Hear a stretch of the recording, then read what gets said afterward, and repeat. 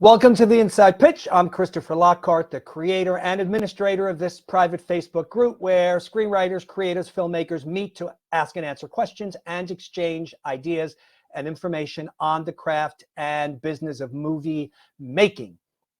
I do not moderate the group by myself. I am joined by Steve Enlow, and I'm also joined by Ramesh, who happens to be the co-host of our webinar. Here is Ramesh Santanam. Hey everyone. Hi. Hey Chris. Hey Ramesh. Ramesh just rolls right out of bed. Exactly. Okay. All right. So we've got script consultants here today. It's going to be interesting because writers seem to love them, right? I mean, they flock to script consultants, and yet there's always a little bit of controversy about script consultants. So I want to talk about that. I want to talk about how writers are supposed to work with script consultants, and I'm assuming that different script consultants bring different things to the table, and so perhaps we can understand the uniqueness of each of our guests today. Thank you for joining us. Let's see who we've got here. Who's here? Keep in mind that if you actually log in through StreamYard, I can see your name. Logging in through StreamYard doesn't bombard you with emails or anything like that. But Tanya's here, George Butler's here. Who else is here with us? Kat's here. I remember Kat. Janet Book Goodman, Aliki Mohammed is here. Ma Sees, Robert Thomas is here from Paris. Mark Allen is here. So we got a few people joining us, and you can leave your questions in the comments and we will read them to our guests. All right. So Ramesh, unless there's anything else we need to talk about, why don't you do the introductions? Okay. Today we have, four script consultants. Try saying that 4 times fast. Danny Manis is a former development exec, screenwriter, and is an in-demand script consultant who has run No Bullsh Scripts Consulting since 2009 and has worked with thousands of writers. He's also the author of No BS for Screenwriters, Advice from the Executive Perspective. He was the development exec on The Covenant, Just Add Water, and Sydney White, and sold 2 Oz to United Artists. He also did a stint as a development consultant for Eclectic Pictures. Shannon E. Johnson is a former creative exec at the Sci-Fi Channel turned CEO of the first Black-owned script consultancy in the entertainment business. She's a storytelling expert who develops creatives and their ideas for the screen. She honed her skills in all stages of the development process, taking showrunners from pitch to production on alphas, Being Human, Haven, Sanctuary, Warehouse 13, and more sci-fi dramedies. In her 2 decades in the entertainment industry, Naomi Beatty has read thousands of scripts and worked with hundreds of writers, first on the development team at Madonna and Guy Ossory's Maverick films, and now through group workshops and individual consultations. She also worked along Blake Snyder, analyzing 50 movies for his second book, Save the Cat Goes to the Movies, went on to teach the Save the Cat Weekend intensives in LA, and has been hired to write and rewrite screenplays, both original and adapted from other source material. More recently, she created the Idea to Outline and Finish Your Screenplay workshops and wrote and published the Logline Shortcuts, Unlock Your Story and Pitch Your Screenplay in One Simple Sentence. And finally, Brooke Elms is a life coach for screenwriters, and he says he prefers you assume he has zero credibility. There we go. Hello, Brooks. Hello, Naomi. Hello, Shannon. Hello, Danny. Hello. Thank you for being here. It's a lot on a Saturday morning, but our group members appreciate you, as do I. So let's just get right down to business, and there's no sort of order here. I'll just ask some questions, and then if anybody wants to answer it, just kind of jump in and we'll figure it out. So I think my first question would be, why a script consultant? How do you make the leap? Why do you make the leap? to going from wherever it was you were before, based on your bios we just heard, to script consulting? I'll Go, Danny. I feel like I'm the grandfather of the group. I've been consulting for so long, but honestly, the writer strike of 2008, that was what did it. I had been doing freelance consulting for Script Shark and for a couple of other companies on the side while I was an exec, because execs didn't make that much money back then. And then when the strike happened, and a lot of execs lost their job, including me, I had started working with Eclectic, but they weren't actually paying me because that happened. And I had already been doing notes for other people. And the comment I always got from Script Shark and others was, you can't be negative. You can't tell them what they're doing wrong because they won't come back. And I said, you're wrong. If I tell them what they're doing wrong twice as much, they'll come back twice as fast. And they did. And so honestly, while I was looking for a new exec job, I started No Bull Script in 2009, the beginning of 2009.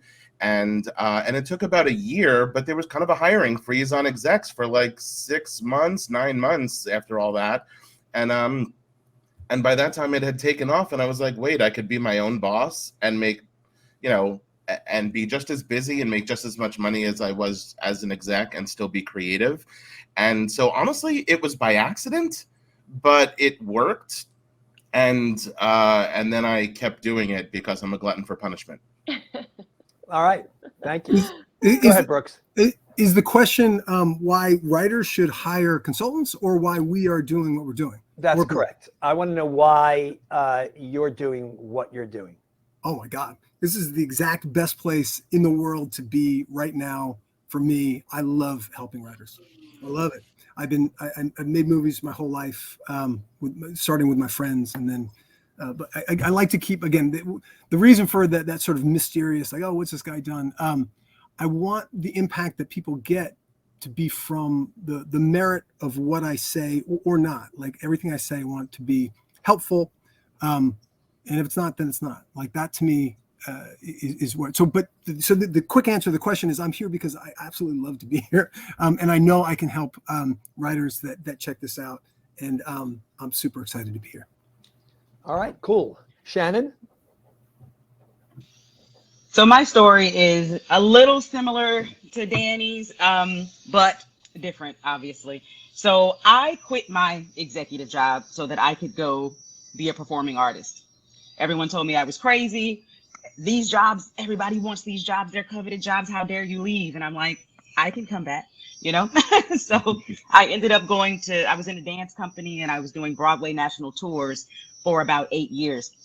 And during that time, people were still contacting me saying, hey, can you read my stuff? And so I kind of fell into consulting, because when you're a performing artist, you're contract to contract. And when your contract's over, you're right back to not making anything. So I was like, eventually, maybe I should start charging these people for reading these screenplays, because it's taking some time. But then in 2018, I decided, well, I'm going to come back to LA. It was my intention to be an executive again, but I had been gone for 8 years, and this is a who you know kind of place. And at that point, I was starting all the way over with who I knew. People had shuffled through the industry, people had left the industry, etc. So even though I had all of this experience, even though I'm an expert at what I do, nobody cared. My resume was going out everywhere, and people just weren't reading it. Meanwhile, clients were knocking on my door. So I finally said, well, why am I looking over here when people are right here? And I understand how gatekept Hollywood is. And for me, it's like, look, people just need the resources. It still doesn't mean it's a guaranteed thing. But if there's someone who understands how the business part of it runs and understands screenwriting, then why not be able to give people an opportunity to have access? And so that's how I'm here. Thank you. Naomi? I mean, pretty much the same tidbits from everyone, very similar. I like Danny, I was kind of consulting for other companies at first. And then after I worked with Blake on his book, people started coming to me asking, like, can you read my stuff? Can you kind of give us an opinion? Does this work? Whatever. And honestly, I never liked sort of working in the industry. I'm not good at like office politics. I'm not good at the hustle. I don't like trying to climb a ladder anywhere. So I was like much like Danny, I was like, I would rather work for myself and just play by my own rules. And so that was, you know, I sort of fell into it because people were asking me to do it, and because I would rather do that than look for another executive job, you know? And so when you decide to do this, you're starting a business. So how does that work? How do you find clients? I mean, that can't be easy. And there's certainly a proliferation. I mean, they're like, you know, everywhere you turn, there is a script consultant. And so maybe this is two questions, but first question is how do you find your clientele? So let's start with that one. It's ebbed and flowed. The number of script consultants, there was a peak for a while that was rough because there was way too many people, and most of them were highly unqualified. Well, this is the thing, right, Danny? You know, it's like it's like I see people who are script consultants and they've never worked in the industry. Yeah. They've never made a movie. Now, this doesn't mean that they don't know their way around a script. You know, I mean, I'm not going to say that because, you know, I'm not going to pretend that, you know, what I do, and I am in a sense also a script consultant, you know, that I'm splitting atoms, you know, by any means. And but still, you know, there is something to talk about experience. For sure. The more scripts that you read, just the smarter that you get. Like when I was listening to Shannon talk about, this was in an interview that she did about hearing pitches, and she knew immediately where the pitch was going or if it was off track, and you know, sort of just being very intuitive because she knows her way around material. Yeah, I mean, Naomi and I came up in the Pitch Fest, you know, world where, I mean, I went to every Pitch Fest across the country as an exec, and then later as a consultant, like teaching and speaking at them. But like, I probably took 3,000 pitches at those events, you know, in what, 6, 7, 8 years, you know, and you build up that skill. It's a story instinct, a pitch instinct. You know, you just get it. And after reading thousands of scripts and doing hundreds of coverages, which I hate, and we should definitely talk about the difference between coverage and notes later, because that's a thing.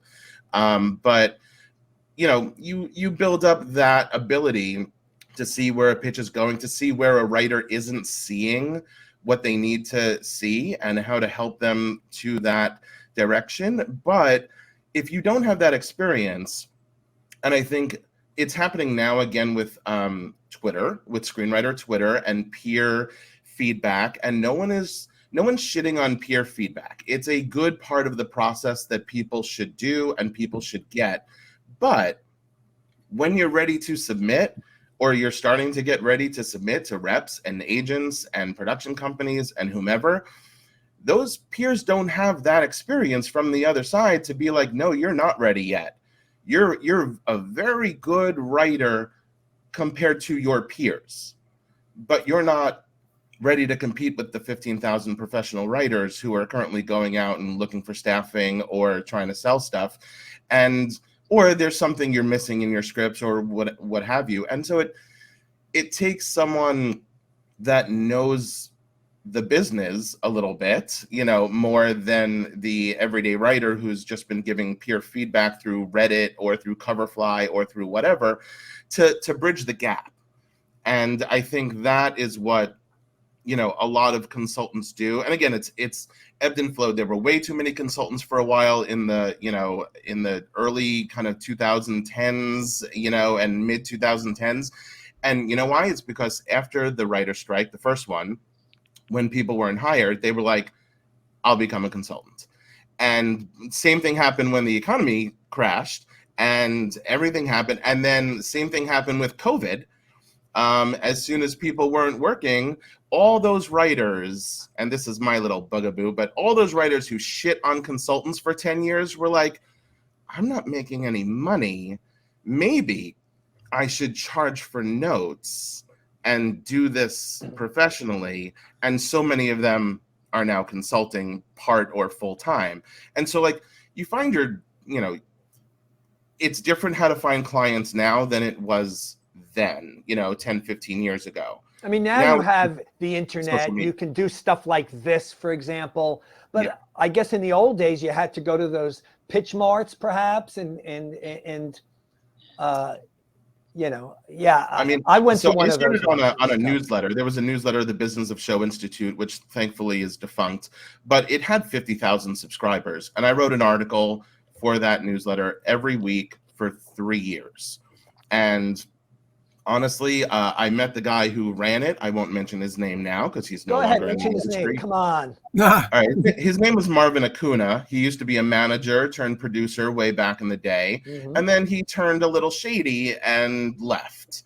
But after he was... This is just Danny's opinion. This is not the opinion of the inside pitcher. It's also Naomi's opinion. It's okay. Well, anyway. It was a lot, but he had a following. He had produced some movies, whatever. And we had found each other at the Santa Fe Screenwriting Conference. We were on a panel together. He liked what I had to say. And he was like, I'm launching this thing. Let's get drinks. Let's do this. And I was like, okay. And there were a couple of Jason Scoggins, who runs Slated. He was another one of the columnists. That's how we all met each other. And I wrote an article, and I was really, I was young, I was hungry. I had a lot to say and a lot of information to give from the exec side. So I wrote an article every week for 3 years. And honestly, that was a few months into starting No Bull Script. And that took off. And that probably got me 50 or 60% of my clientele for the first 2 years and launched the business. And so you could do that then. Twitter didn't exist. Facebook was, kind of new. We all just got on Facebook during the strike, most of us. And so you had to find a thing that had a following, whether it was Script Magazine or Business of Show or whatever it was, and find your following that way. And this, today it's just social media and how savvy you are connecting with people and, saying shit and sound bites on Twitter. Can I jump in? I'm exploding over here. I like what you say. It's amazing. But let's be helpful to the writers. Who gives a shit why we do what we do? What matters is let's help the effing writers. So let's say magic wand. Everybody who's listening to this right now, you have $1 skillion in the bank. $1 skillion. You can spend that money in any which way you want. Let's say you first start by going on vacations and giving to charity and doing all these things. Awesome, right? When that kind of settles down, you're like, okay, what's my life about? What am I here for? What am I going to do? If you're listening to this, you are serious about screenwriting at scale, right? So you have all this money, all this power, all this conviction. You can hire with $1 skillion everybody on this panel, right? Because Danny can do things that's amazing that only Danny can do. I can do things that only I can do, and Naomi and Shannon, each of them. So you have so much power to bring in people. You are the king or the queen of your kingdom, and you can bring in wizards that will help you achieve your vision and your life power. So don't, in my opinion, thinking about credits and stuff and blah, blah, blah, those things are nice, but go beyond that. Have an interaction with one of us. Look at the content that we're putting out there. Look at what Danny's writing in that. How does his mind work? What's going on? Oh, he's got this insight about X, Y, and Z. Check that out and think about it for yourself. How could this impact my career? Where am I going to? Who can I bring into my life so that I can help I can help myself move forward? That experience that you have, the way you feel when you interact with somebody, that's what effing matters. Whether they are a plumber and your uncle or whether they've won 7 Oscars. You know what I mean? Yes, that matters. So I get, you're absolutely, I'm in agreement with you guys in that, I'm a better coach now than I was a month ago or a year ago or before that. And I'm going to be even better next month and next year. I'm getting better all the time. I know you guys are getting better at doing what you do as well, right? But there's enormous value in peer-to-peer feedback if you know how to quantify it in the right way. And there's specific ways. And if you ask them high-level analyst questions, any warm body can give you really good feedback. For example, is my hero's goal compelling? On a scale of 1 to 10, how compelling is this goal? My sister, who knows nothing about the business, can answer that question. If you don't ask her that question, she won't. She'll say, I liked it or I didn't. If you go to Danny or anybody here, they will say, look, this goal is not compelling enough. But if you know how to use your resources and you go to peers, you can actually get high-level analysis from peers for basically either a free exchange or for very little money. So I would only say that the difference is, yes, peers can answer, why is this goal, is this character's goal interesting? Is it compelling? Is it keeping your interest? But people who haven't read thousands of scripts and haven't gone through, the industry in any way can't tell you always why or how to fix it. And the difference isn't just what's your opinion on character, because everyone will say, oh, I don't like that character. Why are they unlikable? Well, I didn't really understand their goal. Okay, that's basic. Any peer can absolutely tell you that. But how do you fix it? What's the thing missing in the character and the deeper level of the character, or how the character is related to the story, or why is that character the lead of this story and should they be? And the connection there is what the difference between most professionals versus peers are going to be able to give you, and the constructive steps on how to answer that question and change it. And there is a difference. Yeah. And the problem with consulting was, honestly, there were too many people who were only able to do the first part who decided to start charging for notes. And when they really should have been readers for contests, or, doing things to make 20, 30, 40 bucks to read a script and give a half a page of coverage. Great. Awesome. But there's a big fucking difference between that and being a consultant who's either spending hours of time, mentoring and working with writers, page by page, line by line, or giving, 8, 10, 12 pages of notes. There's a really big difference there. And too many people for a lot of years thought that they could do the latter when they really should have just been doing the former. And that is why consulting got a bad rap. Yeah, and I'm just going to add to that people call themselves consultants, and sometimes they're doctors, and sometimes they're readers. Being a consultant makes you a teacher. You have to be able to teach people how to do the craft, and that's the difference. You can go anywhere for notes. You should ask your mom if you want, if you're looking for some validation, right? You should get some friends to read your script. That's great, because they might be able to catch some of the, smaller holes, etc. But if you're looking to be developed as a screenwriter, I always tell people that's the difference between working with the professional pen or someone who is an actual consultant versus even sending it to coverage companies. Coverage companies are not trying to make you a better writer. Coverage companies are talking about marketing. And from my point of view, how can you tell me what's going to market? The thing you said that wasn't going to market got bought last week. You know what I'm saying? So being able to do coverage and say, here's a synopsis. Why are you giving me a synopsis of my own screenplay? I know what it is. So I just paid for you to tell me what my own screenplay is. And then they'll say, and here's some information because, we think this is sellable or not sellable, right? But that doesn't teach the screenwriter how to go back and revise, how to address the notes, how to push the story forward. It just tells them you did good or you did bad. And that is unhelpful. That's just as unhelpful as hearing I liked it or I didn't like it. You might not be my audience. So when people contact me and they say, you read my script, did you like it? It doesn't matter. What do you mean it doesn't matter? It does not matter if I liked it. I might not be your audience. I don't like half of the stuff I read. That doesn't mean that I can't help you to make it what you intended to be, because that's all that matters. And it can get made. Just like, we watch TV all the time and go, how did that get up? How did that get there? Right. And then there also are great things that never make it there. So there's so much, gray and in between. And so for me, my goal is to make you the best writer you can be. So no matter how cliche it is, it's like if you can develop the writer, the content's going to come. But can we just talk about that for a second? Because the reality is, I've read enough scripts. Naomi hasn't gotten to speak yet. Oh my gosh, you're putting me on the spot. I've actually been reading the comments on the side. I've been paying attention to everyone too, but I agree with my fellow consultants that there's a big difference between consultants and readers.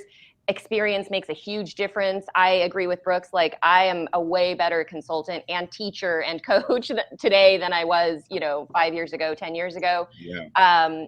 And so I agree with all of those things also, though, that there are too many consultants out there, and I wish that there was a way to differentiate, an easy way to differentiate, so that, because I know that not every writer has, you know, access to like good information about the industry, and so I wish that there was a way for us to differentiate the people who were actually like experienced and doing good work and, you know, could prove that they had a certain amount of knowledge or something, because I think it's really easy for writers to get taken advantage of, you know?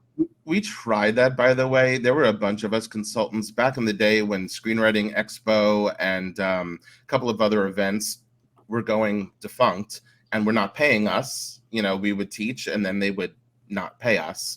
A group of us, of the, you know, better known, bigger, you know, consultants, Jen Grisanti, Lee Jessup, Pilar, you know, a bunch of us, about 15, 18 of us, got together and tried to create basically kind of a, not a union, but like a group that would be like, okay, here's the people that are being hired at, you know, high levels and are the speakers that are doing all these, you know, things, coming together to kind of run our own destiny, put on our own events, be our own speakers bureau, and give legitimacy, because that was at the time when there were just hundreds of people online everywhere trying to call themselves script consultants.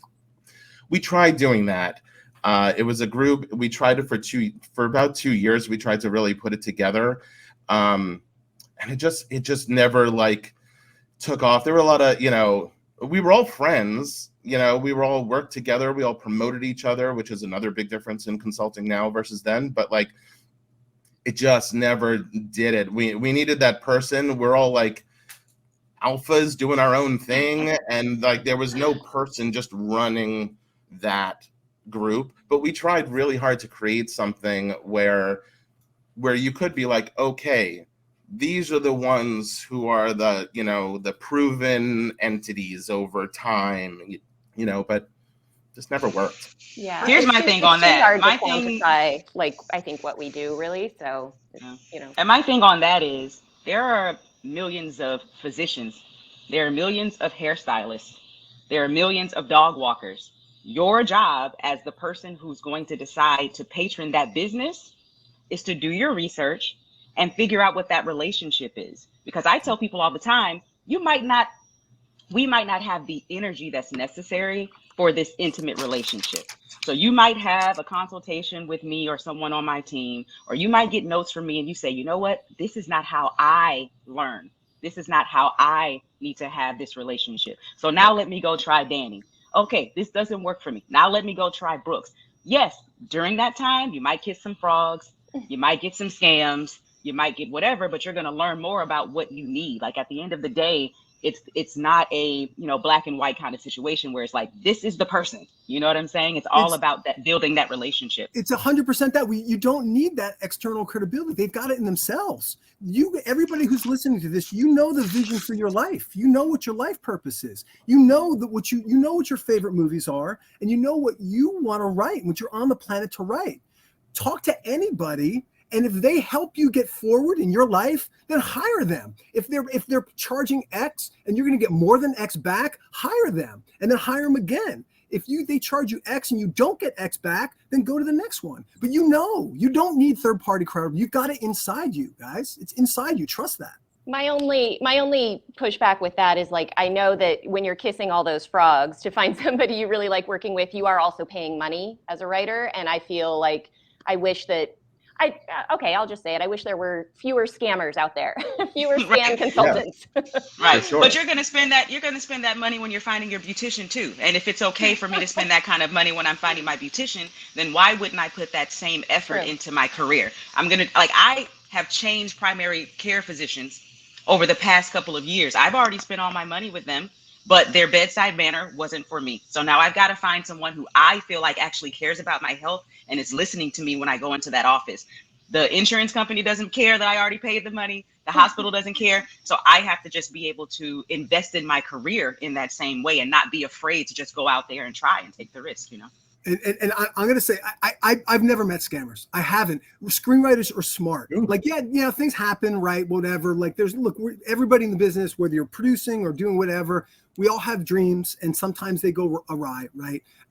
But, you know, every contest out there is trying their best. Or how successful are they? I don't know. You can look at some of those results, but like I don't buy into the whole scammer thing. I think writers are smarter than that. If you feel like a little funky, like this person's kind of not adding up, go to the next one. There's plenty of options.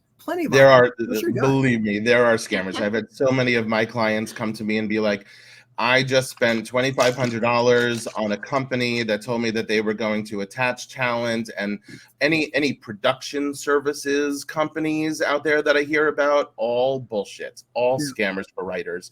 But there are definitely some people, and it's hard because a lot of people sound good and they'll say something in their bio like worked on the development team for, and you're like, oh, you mean intern? You mean you were an intern or something like that? And there are ways to, to skew your bio.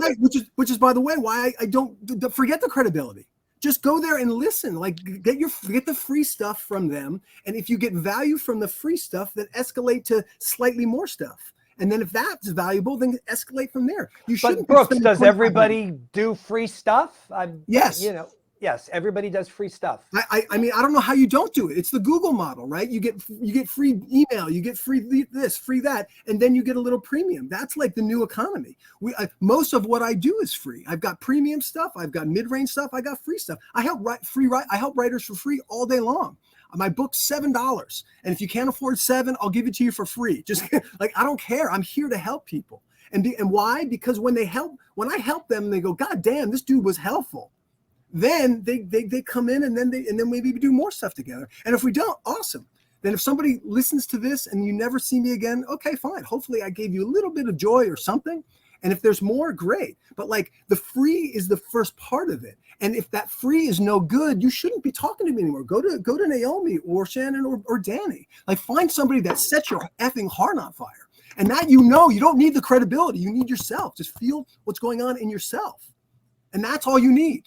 Right. And going back to your question, a lot of the marketing happens that way, through the free stuff, through social media, I'm giving free game. I call it free game all day, every day on Instagram. I go live because even though I'm not an influencer, it's hard to be a small business in social media without constantly putting up content and constantly going live and blah, blah, blah, blah, blah. But the thing that's great about it, especially for consultants, is in 2023, people don't want to patron your business if they feel like they don't know you. They have to trust you. And so the good part is most of us are our brands, in quotations, right? So me going live once a month and answering free questions for people makes them go, oh, she does know what she's talking about. She seems like, a cool person. I understand her energy. Let me go look at her website. And so a lot of the marketing just comes from being myself online. Like I didn't even know. So this is some backstory. I didn't know script consultants existed when I called myself a script consultant. I knew script doctors existed. I knew people came in and did rewrites, etc. But I did not know. I didn't go do a Google search. I didn't do any of that.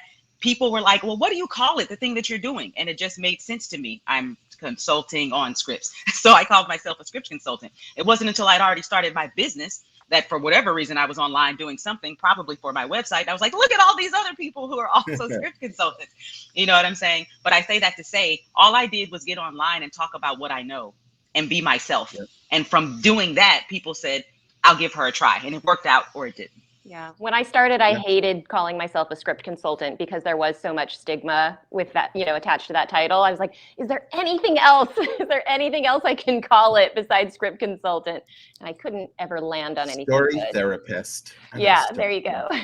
Well, it seems that, and I think probably Danny has the most bruises, is that there's sort of a blowback from professional writers, in that writers shouldn't be paying for consultations, that they should be doing the work themselves, or they should be seeking peers, but not paying for it. And I know, Danny, that you had a couple of Donnybrooks online somewhere with somebody at some point. Look, I think we all did when Twitter started, and people were moving over from other websites and stuff. Yeah, there were quite a few Twitter wars. There were a lot of people, now some Academy Award and Emmy Award winning people that everybody knows, and many people like, that really very vocally, and this was 10 years ago, but came out against consultants. And I won't go through the whole history of it, because there is a whole history of it, and if anybody wants it, they can talk to me. But yeah, it was rough for a while, and especially for those who were on social media, because I think there was a new wave. There were the older wave, that started with Vogler and Snyder, and and all the big and and then it kind of went to the newer wave, that next generation, but none of those people were on social media, and so they never saw the hate. They only saw the people that wanted to work with them, and so they never got that.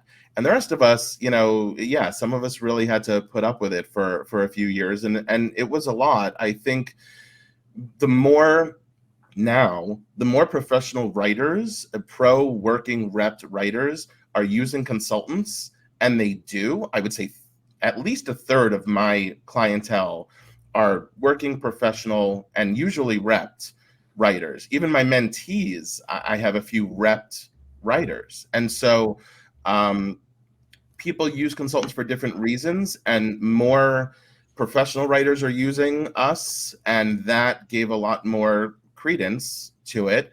And so I think opinions have changed. There's always going to be hate. There's always going to be people that are like, don't pay for anything. I get it. I understand it. I've accepted it. I don't fight with those people anymore. I am 42 years old. I do not have the fucking patience to fight with people who are never going to use me or care for what I do. And that's fine, because I got hundreds of clients that do, and writers that do, and writers who want help. And that's who we're here for, is to help those writers who see the value and want to grow and want to improve their script and get to the next level. And so I've stopped with the fighting. Let me jump in. I have your back here, Danny, because I'm going to do two things. Number one, I'm going to show you why this idea why consultants is somehow bad is absolutely ridiculous. That's number one. And then number two. But of course you're going to say that, Brooks. You are a consultant.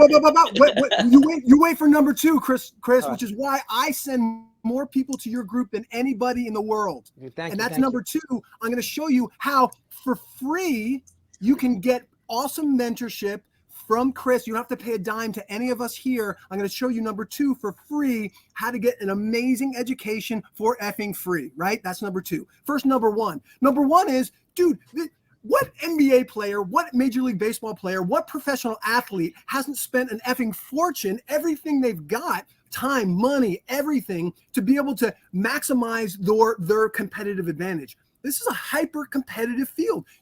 Danny mentioned the 15,000 professional writers that are writing spec material. That's in addition to the 85,000 amateur writers. This is like competition on steroids. You want to do it for free? Go ahead. I'll tell you the best way to do it for free. But every single thing you've got to commit to this life, if you care about this, if you're about this this is your life purpose, to tell stories at scale, everything you've got, throw into it. Throw out money, throw out time, throw out energy. And frankly, I'm preaching to the choir. Everybody on this thing is throwing. The average person listening to this has probably been screenwriting for 10 years and maybe made almost no money. You guys have that dedication, right? So we're talking about everything you've got. Do whatever you can to move you forward in your own way, right? So that's number one. Why would you pay money? Because you want every advantage possible. Why did Michael Jordan, who was already the GOAT, hiring extra trainer? Because he was like, I want an advantage on top of advantage on top of advantage. So we all need to get to our next level. Coaches, consultants help you get to that next level. That's number one. Make sure you spend your money wisely, right? So you're paying X and you're getting way more and from X an advantage. But everything you've got, if you got $10, spend the $10. If you've got 1,000, spend the 1,000. If you got 200,000, you're going to go to AFI. Great. If you're going to take out a loan, do not go to AFI. Do not go to USC, 160,000. Do not go to NYU. You don't want to take out a loan for that stuff. It's way too much. You don't want to take out a loan for a script consultant either, by the way. That's right. That's right. Don't do that. Don't do that. That's exactly right. Okay, so that was number one. Like, of course you effing pay for it. You get everything you've got. That's number one. Number two, Chris has this amazing list of mentors. There are people that are legit industry people going, I want to help you. Go to the Facebook group, click on that, read the blurb about each of those people and say, that person seems interesting. But here's the thing. Here's what sucks about mentorship programs. Yours, in all fairness, yours, the WGA program by the way, I'm a working WGA writer. So like, and I hire consultants, I hire coaches. I love it because I look for every advantage possible, right? So, but the point is, the way you maximize a free mentorship program is you take 100% responsibility for your education, because they're not going to do it. They're amateurs. And free mentors are amateur helpers, but they're doing it from their goodwill. And so why not take advantage of that? So come in there, look at what the curriculum is at AFI or USC or NYU or what I do or what anybody does, and then do your own version of that curriculum. Get one of these free industry mentors to give you 10 minutes a week or 15 minutes a week, and then help them check your progress. Like, whatever budget you have, there's a way for you to maximize and optimize your progress forward, right? It doesn't have to be with money, just money makes it go faster. So the free version is go to one of the mentors on this list, but don't just go like, hey, can you mentor me? You do all the work, because they're only showing up out of the goodness of their heart. You're going to get nothing from that. When I got into the WGA and I had the mentorship program, it was bullshit, to be honest. It was great. We went to like lunch or whatever, and he was a really wonderful guy. But like, after a couple of his war stories, I got zipped from that. And partly it was because I didn't put any money. Nobody had any fucking stake in the game. Right? So same thing with Nickel Fellowships. You win the Nickel Fellowships, great. You get a mentor. What happens? Same bullshit. Couple coffees, couple war stories, zero results. You want results, hire somebody, and then they've got money to make sure you get the results. Right? The money is a bonding agent, so that I'm committed to you to get you results. All these people here, if you hire them, we are committed to you to get you results. Okay, so let's talk about the money, all right? Because there's a lot of talk about free, but you know, you guys are making a living. So what do you charge? What's reasonable? And you know, Brooks, you say that experience doesn't matter, but yet if a person's experienced, isn't that going to sort of play into what they charge? I didn't say experience doesn't matter. It absolutely does matter. I'm saying I'm inviting you to. I just said that you said that resume doesn't matter, but yes. Resume is experience, and if you're not asking somebody what their resume is, then you don't know what their experience is, right? But you know how you feel when you talk to them, and you know how. Yeah, you but feel. You know something. Look, a lot of people. I talk to a lot of writers. I talk to a lot of writers in this group, and you know, you don't know if you don't know, right? You know. Right. I know. So you there know, are a lot. I trust your gut. I trust the gut. Of course you trust my gut, but you know, why? Why? But look, there's a writer. Let me make one more argument. Let me make one more argument against. Everybody here knows people with really good credits, credibility, and all that bullshit. And you talk to them, you're like, this guy's a fucking asshole. Right? We all know that people, right? So trust your effing gut, not the credits. Go right to the middle. You guys are leaning too much on the middle, man. Go right to your gut and your vision for your life purpose. That's what matters. And but you know what people do, Brooks, is that people they don't go with their gut, they go with their dream. Right? Okay, great. Right? They go with their dream. But there are people out there, as Danny mentioned, who use the dream as a way to seduce. And if you don't do the research and you don't know about the business that is this industry, and you're just going on the dream, you will be 10 times more likely to listen to anyone who seems like they're 10 steps ahead of you and know something or have had some sort of, industry experience, because it's going to seem so foreign to you. And I think writers are way smarter these days because there are so many more resources. This isn't new anymore. The cottage industry has grown into the mainstream, and writers are way smarter than they used to be 10 or 15 years ago. But that's because there were so many shitty companies and people who were just like, you got this dream? I'll make your dream a reality, baby. I know how to give you the dream. And it was all bullshit. And they, Of course, and it's honestly, bullshit. they Though. were like, go with your dream, follow the dream, but follow your fucking head. But you know, Like, listen, follow your head a nobody's little going, bit. nobody's going to a script consultant because they want to make their script better so they could put it in a drawer. People are going to a script consultant because they want to sell their script. And if you don't think they that's want true, let then me jump in. that's- No, you don't just want to sell your script. You want to impact other human beings. You Yeah, want to sell the script so you it gets wanna do produced that so with- it impacts You other want to people. do that so with a people love fucking you. check, Brooks. You know that. Come on. That's Come just on, you know. that's just one. Hey, that's just there's all these different rivers we need to cross, right? A is let's write at the professional level. You're very B new is- agey, Brooks. You're very new agey. I mean, look, I do what works.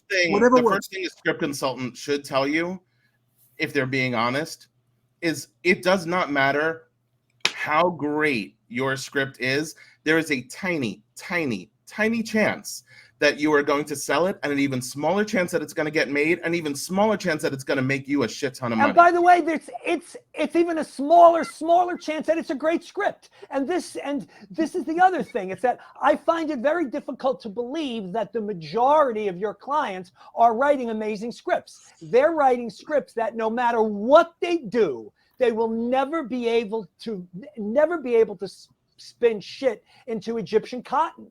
You know, I've read over 60,000 scripts in 35 plus years. Nobody's going to tell me that there's all these amazing scripts out there. And I'm reading at an incredibly high level. So I know that the majority of the scripts that you're getting, and I feel confident in saying this, that the majority of the scripts that you're getting are absolute shit that nobody on the planet would ever produce. Come on.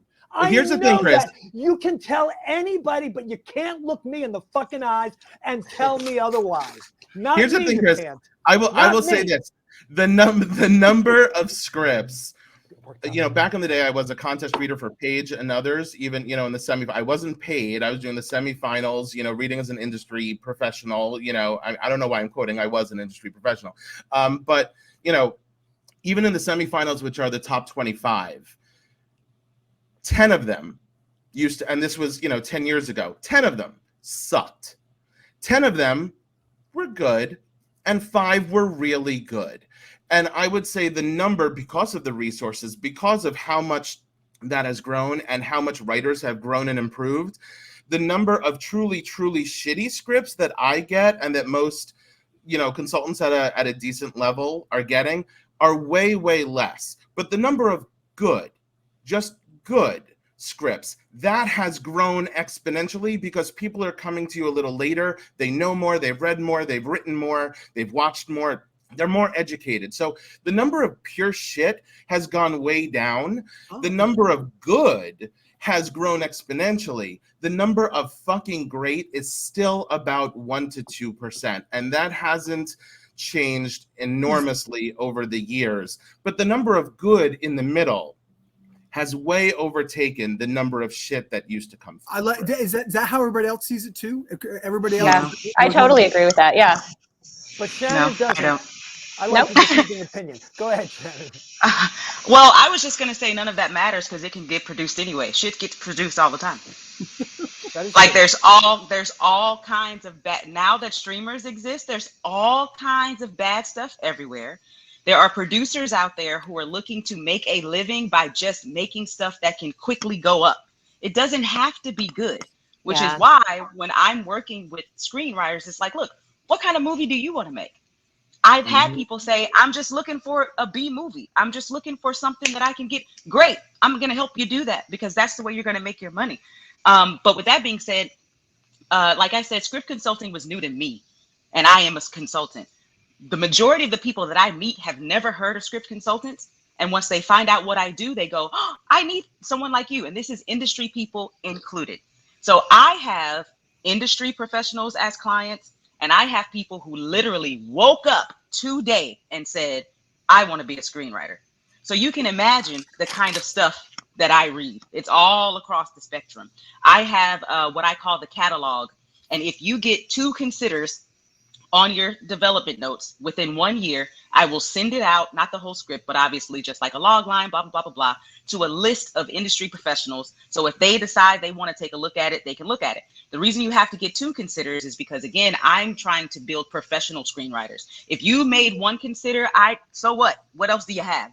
Just because you wrote 1 great script doesn't mean you can write them again. And if you want to do this professionally, you got to be able to do it over and over and over and over again. I started this catalog about 3 years ago, maybe in 2020, maybe 2021. I've probably only sent it out 3 times because people don't get considers because they're not ready to be professional writers. Does that mean that those people won't get that thing produced? That's not what that means at all. But it doesn't mean that I'm going to put my name behind it to say you should hire this person to be a professional writer. They are going to be able to actually, I work intimately enough with them to know this person's not going to be able to take notes from you. They've got a great script though. This person's not going to be able to, do any of the revisions or rewrites, but they've got a great idea. Give them that first check and then go hire whoever else you're going to hire, because they're not going to be able to do it because they're so brand new at it. But they've got this 1 good script. So for me, it's all across the spectrum. But again, it doesn't matter because terrible stuff's on TV and on streamers and in your theaters right now. I think Shannon just really hit on something, which is, sometimes I work with writers who are like, well, so when this is in good shape, can you send it, can you sort of like help me get it out to people? First of all, that I don't do that. It's not part of my services, but also, they are responding to seeing what I'm calling the fast fashion era of content, like we're seeing so much crap out there because I feel bad calling it crap because somebody did write it and somebody did produce it and make it. Yeah, but it's all right. Crap is crap. But there's so much content, right? And it's very much about like hitting trends, just like fast fashion. Like, let's get the thing out there that everybody wants to watch right now. And aspiring writers now, I think, are responding to that and being like, well, I only have to write something that good. I only have to write something that competes with that. And I would like to push back on that and say no, because if you need to get somebody, even if it's me or Shannon or, somebody behind you to pass your stuff along, it has to be better than that. It has to be something that I'm willing to say, yes, this manager who calls me up, who's looking for new clients, I want to give you people that I think you can work with and that I think can deliver for you and, are going to sort of go the distance and not just maybe have 1 good idea that they haven't executed well or, something like that. So the truth is A-list writers can write crap and B-list writers can write crap and it can sell and it doesn't have to be great and formatting doesn't matter and there are no rules and none of that shit matters because they have agents and they have managers and they have pipelines and they have proven track records. And so Shannon's right. The higher you are as a writer,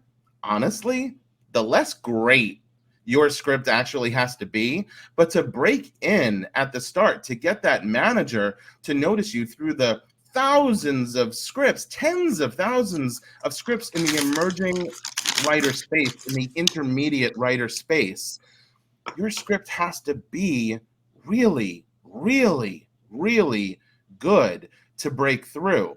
And, I think a lot of us work differently. I've changed my business model over the years from, doing one-off notes and hopefully people come back, and often they did for a second draft. And then you give a set of notes, but I didn't know if, unless people came back over and over, I didn't know if they were executing those notes. I didn't know if they were getting the notes that I was giving them. And so I went from doing written notes, which I hated doing.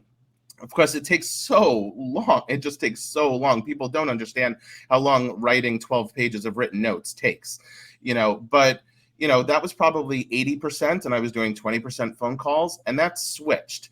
I do 80% phone notes calls, which are much more problem solving and a conversation. And we get to find out, what's your intention? What is your plan with the script? What are your goals? Because I see a lot of the comments of how do you measure success? How do you know if, how many scripts have you gotten made? That's not how we measure success, because that's not what a lot of our clients, what their goal is. We have to form a relationship and find, and connect with the writer in a way that written notes and certainly coverage will never give you the ability to do, which is what's the next goal with your script? I do mentorships now, in addition to the one-off notes, because I wanted to work with my writers longer, in more depth, more creatively, to make sure that I'm meeting their goals and they're meeting their script goals and they're growing over time, and not just taking a one-off set of notes. Even great notes, even the best notes, might not mean anything if you don't know how to execute and adapt those notes into your script. So if you're not working with someone in a much more, in-depth capacity or over a period of time, great notes are only great notes to us. We know they're great notes, but it may not help your script. And so I think the business model for a lot of people have changed into more mentorships and ongoing and more phone calls and in-depth things, rather than just, one-off set of written notes. And that's over the last, 13 years, what I've learned. It's a much more efficient and in-depth way of working and connecting with the writers, because a lot of writers aren't like, I want to get this made. A lot of writers do just say, this is my third script. I feel like I'm almost there, but I'm missing something and I don't know what it is. And I've sent stuff out and I've never gotten further than quarterfinalists in a contest. And sure, that's subjective, but there's something missing and I don't know what it is. So I want to bring it to someone who reads enough scripts and works with enough writers at all different levels for enough time professionally to tell me what that is. And that's our job, to bridge the gap that writers aren't getting because they just don't have that experience yet. And that's how consulting has changed a lot. If I can echo Thanks, Danny's Danny. experience, because I was teaching a class at UCLA Extension, and it was fun because I like talking shop and I like people. And I created the curriculum, but I was helping people this much. In a class of 20 people, there were 1 or 2 people where it was like house on fire, and the other ones were either not into the curriculum or whatever, or what. So I was like, I just got frustrated. I was like, how do I make a real impact on people? How do I blow people away? What if I was to work with somebody for 5 months? And I had this whole other background in personal growth, which I'd been doing just for, because I was curious about it for 20 years. And that was like, oh, what if I become a life coach for screenwriters? And that's how I started really making a massive impact. And what I think with Danny, and I've heard that from a lot of people that are they start from that script consultant place, is they're like, you're giving these guys this amazing goal, but you don't know what they're taking away. But if you have an ongoing relationship, you can go, hey, X, and they go and they try to get it, and they don't, no, you're not at X yet. Try again. No, you're not again. Try again. Try again. Right. So the depth of helping people is when you have somebody that you like, it's going to make a difference. So that's number 1. 2 more quick points. 2, there's somebody that's been asking, well, what do you guys do? What do you guys do? Don't worry about what we do. Think about how you feel when each of us are talking. Do you like Danny's points? Do you like Naomi's points? Do you like Shannon? How do you feel when any of us say stuff? Because I promise you, the way that you feel when you listen to us, because this is about you, it's not about us. The way that you feel when you listen to us, you're going to get more of that same.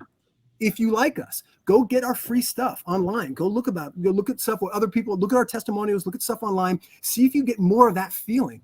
You're going after that feeling. So yeah, we could say, well, I do this program, that program, which is all kind of bullshit. What you need is that feeling that you get, that when you think about your favorite movies and shows and you create your new favorite movie for yourself, anybody that can help you create your vision in your life, that's the person you want more of. Whether it's a book or a lecture or this, get more of whatever brings up that energy in you. You don't need to know our courses. That being said, I do actually have a program for people to build relationships in Hollywood. So Naomi, if you have somebody like, hey, I've got this script, and you're like, yeah, this is the professional level, I don't know what to do with it, send it to me. I've got a really great step-by-step system. And that one's actually a really low-cost program. So. All right, so can we talk? Okay, I'm going to give the floor to Shannon, and then you're going to tell me about money. That's what I was going to do. Oh, I love it. I was going to bring it back. I was going to bring it back to your original question. Go ahead. Yeah, because we were talking about programs, right? So for me, I offer stuff across the gambit, right? Because I realize that my clientele are people who just woke up today, don't know anything, all the way up to people who are showrunners. I have people who run shows, who get notes from their executives. They're not speaking the same language because most executives don't know anything about story. That is just the truth. The way that they learn it is already on the job versus they don't learn it the way writers learn it, right? So a lot of the times they're not speaking the same language. Executives who understand writing and understand structure can usually do the note sessions a little bit better than most people who are just like, I'm bumping on, which means nothing to the writer, right? So therefore, I have things on my website that are just infographics on how to do things for just $5, all the way up to, log line services. Or I have a service called the First 15, because as we all know, an executive, agent, manager, producer is only going to read the first few pages before they decide if they're going to keep writing. So we offer that service too, to just be able to say, it's no in-depth notes or anything, but just be able to say, hey, you're hitting these beats, the premise is clear, the blah, blah, blah is clear. Maybe the executive will keep reading, or hey, guess what? They're not. And here's a quick conclusion on why. But then we have the development notes. And Danny said, that we want to be able to talk about the difference between coverage and development notes. I've given 20 pages of development notes before. You know what I'm saying? But I am giving page notes, literally in your script. Things are highlighted, comments, blah, blah, blah. I'm not the old school. I don't write on there. I use Adobe. So I have all the notes in the comments. But then you also get written pages of notes, because some people don't look at the comments. Some people just want to look there. I also have consulting options. So if you want to talk through your notes, you can do it that way. I allow the client to decide how they want to learn versus doing it for them. And so I have things that are $5. I have things that are $50. I have things that are $400. I have things that are $5,000.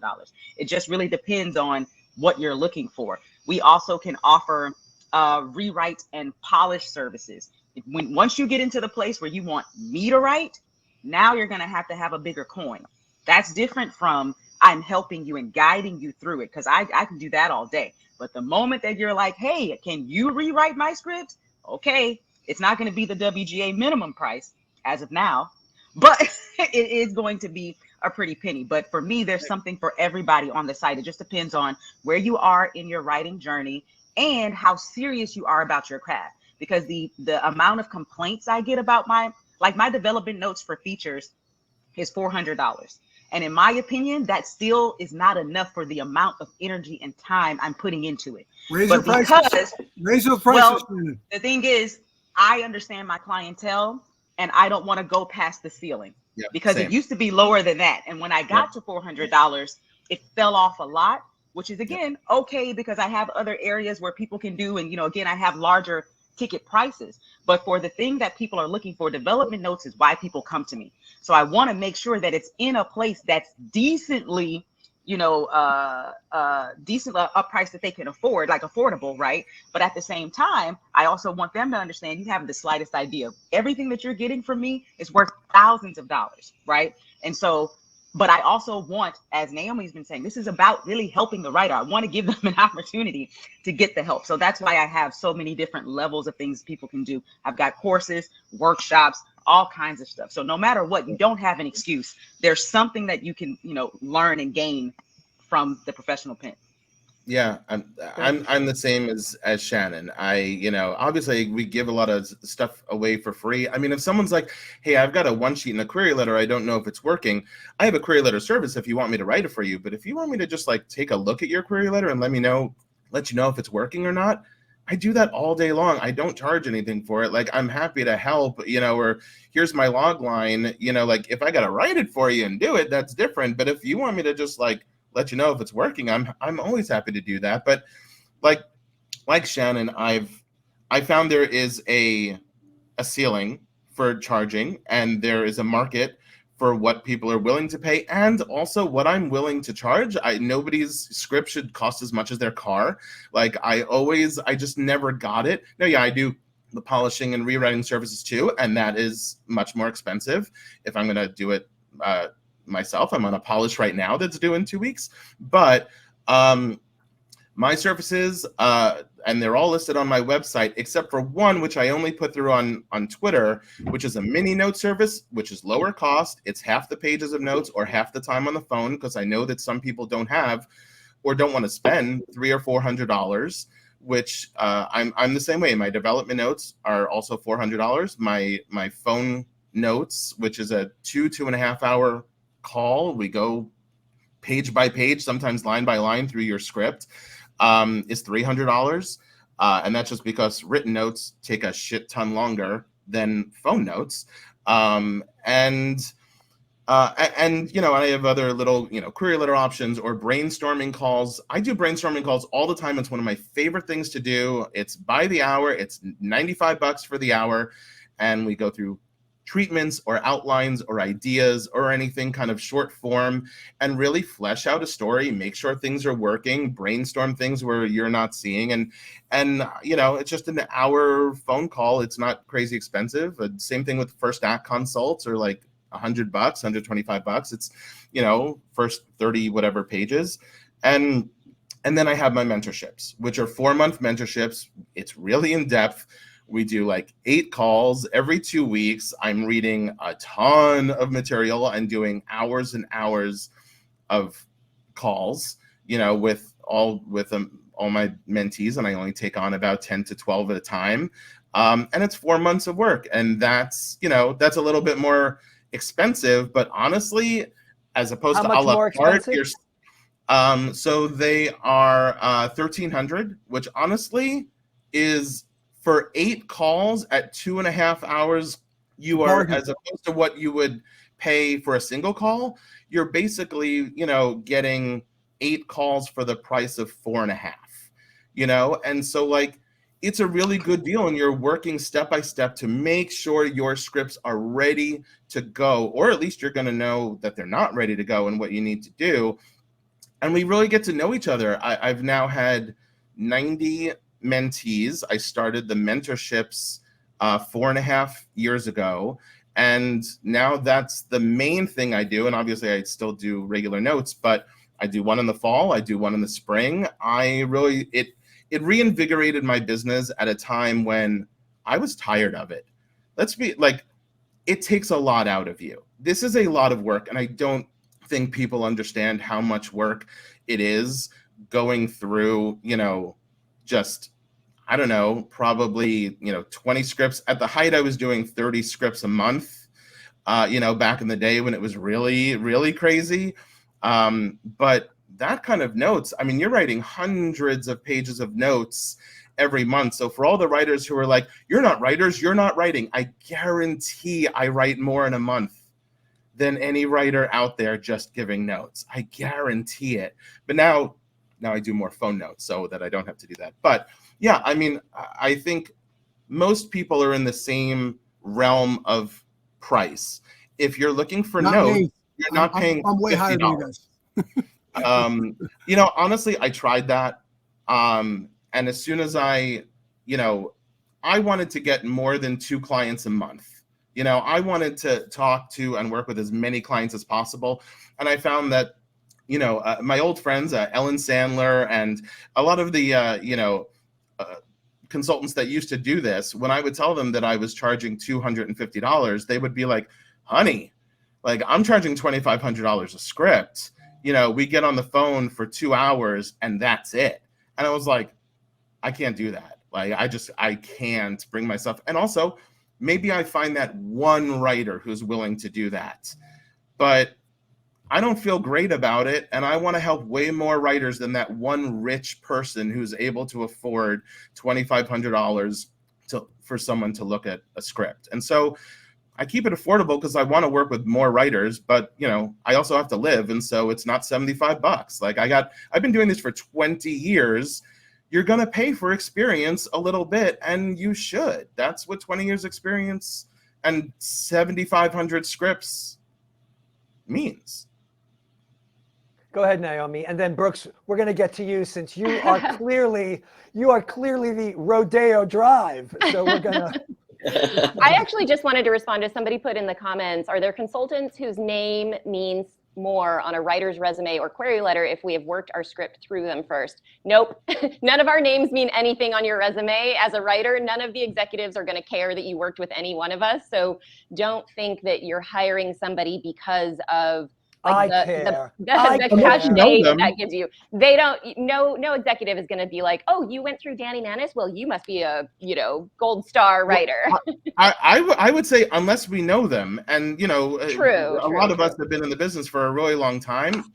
So I always tell my mentees, hey, if you're going to send out a query letter, run it by me first. Let me know who you're sending it to. I'll tell you if I know them, if I'm friends with them, and if I know them and they know me, yeah, it will help because sure, but I'm saying don't put it on your resume. Don't put my name on your resume because nobody's going to care. No. Yeah, don't put it on your resume. But if you're querying somebody, or if you're pitching somebody, and you've gone through my mentorship and someone knows, like, look, I'm really hard on scripts. I don't send out considers. If it's not a recommend, I'm not showing it to anybody. And so, like, yeah, people know. I mean, we've been around. If someone knows me and the work that I do, then it can help because it's a referral. It's not a direct referral. That's the difference, though. It's like the difference between a referral and saying, like, I have the pedigree of having learned from Danny Manis. I don't think that, no offense, Danny, but that's not, use my own name. It's, if you took my course, that's not going to be anything on your resume. Nobody cares, you know. No. It's By for the way, your own education.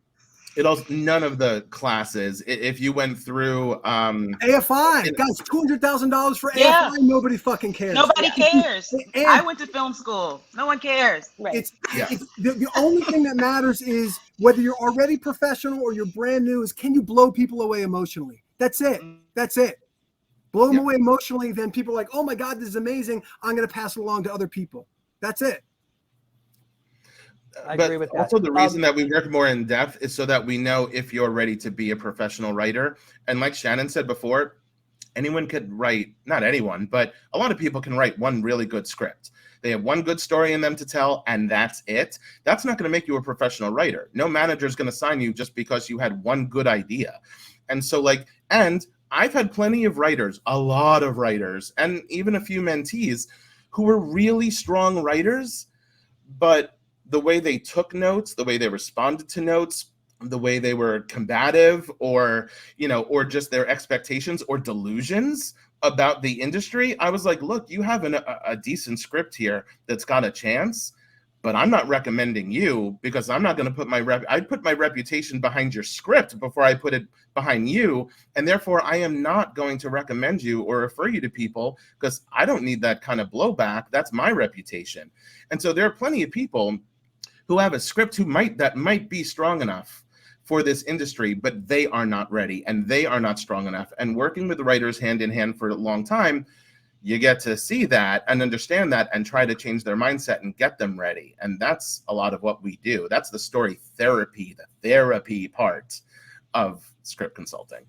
Naomi, do you want to talk about your services and what you charge, and then we'll go to Brooks? Sure, I'll do it really quickly. So I actually think it's really interesting to hear everyone else say what they, you know, how they work with writers, because I would have assumed that we all sort of have the same services, but interestingly, they're a little bit different.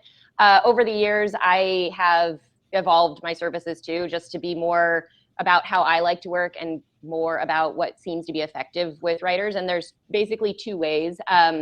I have a sort of outline beat sheet consult where you can send me, it doesn't really have to be a formal outline. It could be an outline, a beat sheet, pages of notes, whatever. It's when you're kind of still trying to figure out what that story idea is or how to shape this into a script. So I do a consult at that stage so we can sort of brainstorm, talk about what's working, what's not working, all that good stuff, so that you can then go off and write the script. And that's $150. And then I also have phone consults on your finished draft. And apparently I should raise my prices because it's $225 for me to read your script and for us to talk about it. And what I found is that it's an hour to 90 minutes, but what we really focus on is next steps for the next draft, because we can cover line notes and, little tweaks to like the style that you write your action lines in, but that doesn't matter if the concept is not working or you don't have enough conflict, or I don't know what the conflict is, or, what are the stakes? So we cover kind of what you need to work on next in the next draft to shore up, foundational stuff first. And then once that's in place, then it could be, character arc or theme or whatever is kind of the next thing that needs to be worked on in order to kind of tighten the whole thing up. But yeah, apparently I should raise my prices, guys. Thanks for that. Thanks for that info. Thank you. All right, Brooks, go ahead. You guys ready for this? We're ready. I'm ready. So here's a big difference. I'm coming from the life coach model, right? So life coaches amazingly get ridiculous amounts of money. Why? Because if you spend X and you deliver more value than X, it's a good deal. If you deliver less value than X, it's not a good deal, right? For spending $1 and the thing actually wasn't worth $1, that's not a good deal. If we spend $1 million and we actually get like more than $1 million back, good deal, right? So that's one way to think about money. and any sort of service. The other way to think about money is it's one energy that we have that we can, it's one of our resources. We have money, we have time, we have just like, sort of energy in terms of like, just like how much sort of gas in the tank, that sort of thing, right? And so what you want to be spending, if you get something for free, there's no skin in that game. You get what you pay for in that sense. It's nice because like, hey, it's a nice price. I didn't have to spend that sort of type of energy on something else, but you're also not committed to it. How many people here, including me, have bought something and then never use it? And because, or even get something for free and you never use it, but even sometimes when you bought it. So there's an accountability part that's part of it. And the money is a really beautiful accounting agent. It's a bonding agent. So it's like, because if you pay X amount of money, you feel damn sure you want to get X back, right? So I come at it from a very different way. I come at it, I'm coaching the human being, and I'm trying to help you be the happiest, most amazing, most incredible human being. And we go into your life lessons and your soul, and then whatever you're on the planet to do, whatever your life purpose is, I help you write a story from that core. And from that core, I show you, to me, there's three main things you guys need to be able to have any sort of shot at being a professional in this business. A is the craft, B is mindset, and C is career strategy. Generally, consultants, what I think my colleagues here, by the way, are all awesome. Hire every single one of these guys. They are charging way too low. The value you get from all these guys is way more. So you guys should raise your prices. You guys should jump on them before they raise their prices because they're totally giving way more value. Okay, so that's number one. But they're mostly focusing on craft, which is awesome, which is great. By the way, AFI, $200,000, only focuses on craft. USC, 160, only craft, right? NYU, 120,000, these are for their MFA programs, only craft. They're missing out the two more important things, guys. Mindset is the most important thing. By the way, the reason my amazing colleagues are not charging more is mindset. This limitation, but only people can afford it. I disagree. You have put a limit on yourselves. If you guys want some life coaching from me, you can come to me and I'll get you making more money. But the point is, we limit ourselves. You too, Chris. I'll give you a free coaching session, Chris. The thing is, we limit ourselves all day long without realizing it, right? We grew up in a really terrible educational system that basically teaches us to do fucking busy work all day long. Bob Dylan said it best. 20 years of schooling and they put you on the fucking day shift. He didn't say fucking, but like that's how I feel about school. We created our reaction to that traditional education system, but it was one that has these really low limitations. What's possible for me in life? Nothing. I got to get this grade. That's why you guys are been so obsessed about like credibility and stuff. That's bullshit left over from your traditional education. What matters is how you feel and how you make other people feel. And when you put that into a screenplay, you get paid a lot of money. I am not just a consultant. I'm a professional writer and a consultant. I love doing both. I love helping writers as much as I love writing my screenplays. So I mentor about up to 5 at a time, and I've got a group program. But what matters is, and I charge a lot, $17,500 for my 5-month program. And that comes with group coaching calls for life. Like you come into my program, I'm into you. Here's the thing, I'm into you for life. So like 5 years down the road, if I'm not getting you results for your $17,500, you show up on my call and I got to deal with that, right? I'm in for effing life, guys. I'm not fucking around. How about a fucking refund? That's what I would want. Great. So, but here's how you do it. So like when you come to me, again, I help most of the writers for free most of the time, right? If you like my stuff, right? Go look at my free videos. Go look at my book for $7. Go look at whatever. If you want more results, come to me. Tell me what you're working with, and maybe I can work something out. I don't want you taking any money from me unless you're going to get more than X back, right? So, and that's how it goes for anything, any way you spend. Oh, last thing about money. If there's spending too much money that you don't have, that's a problem, right?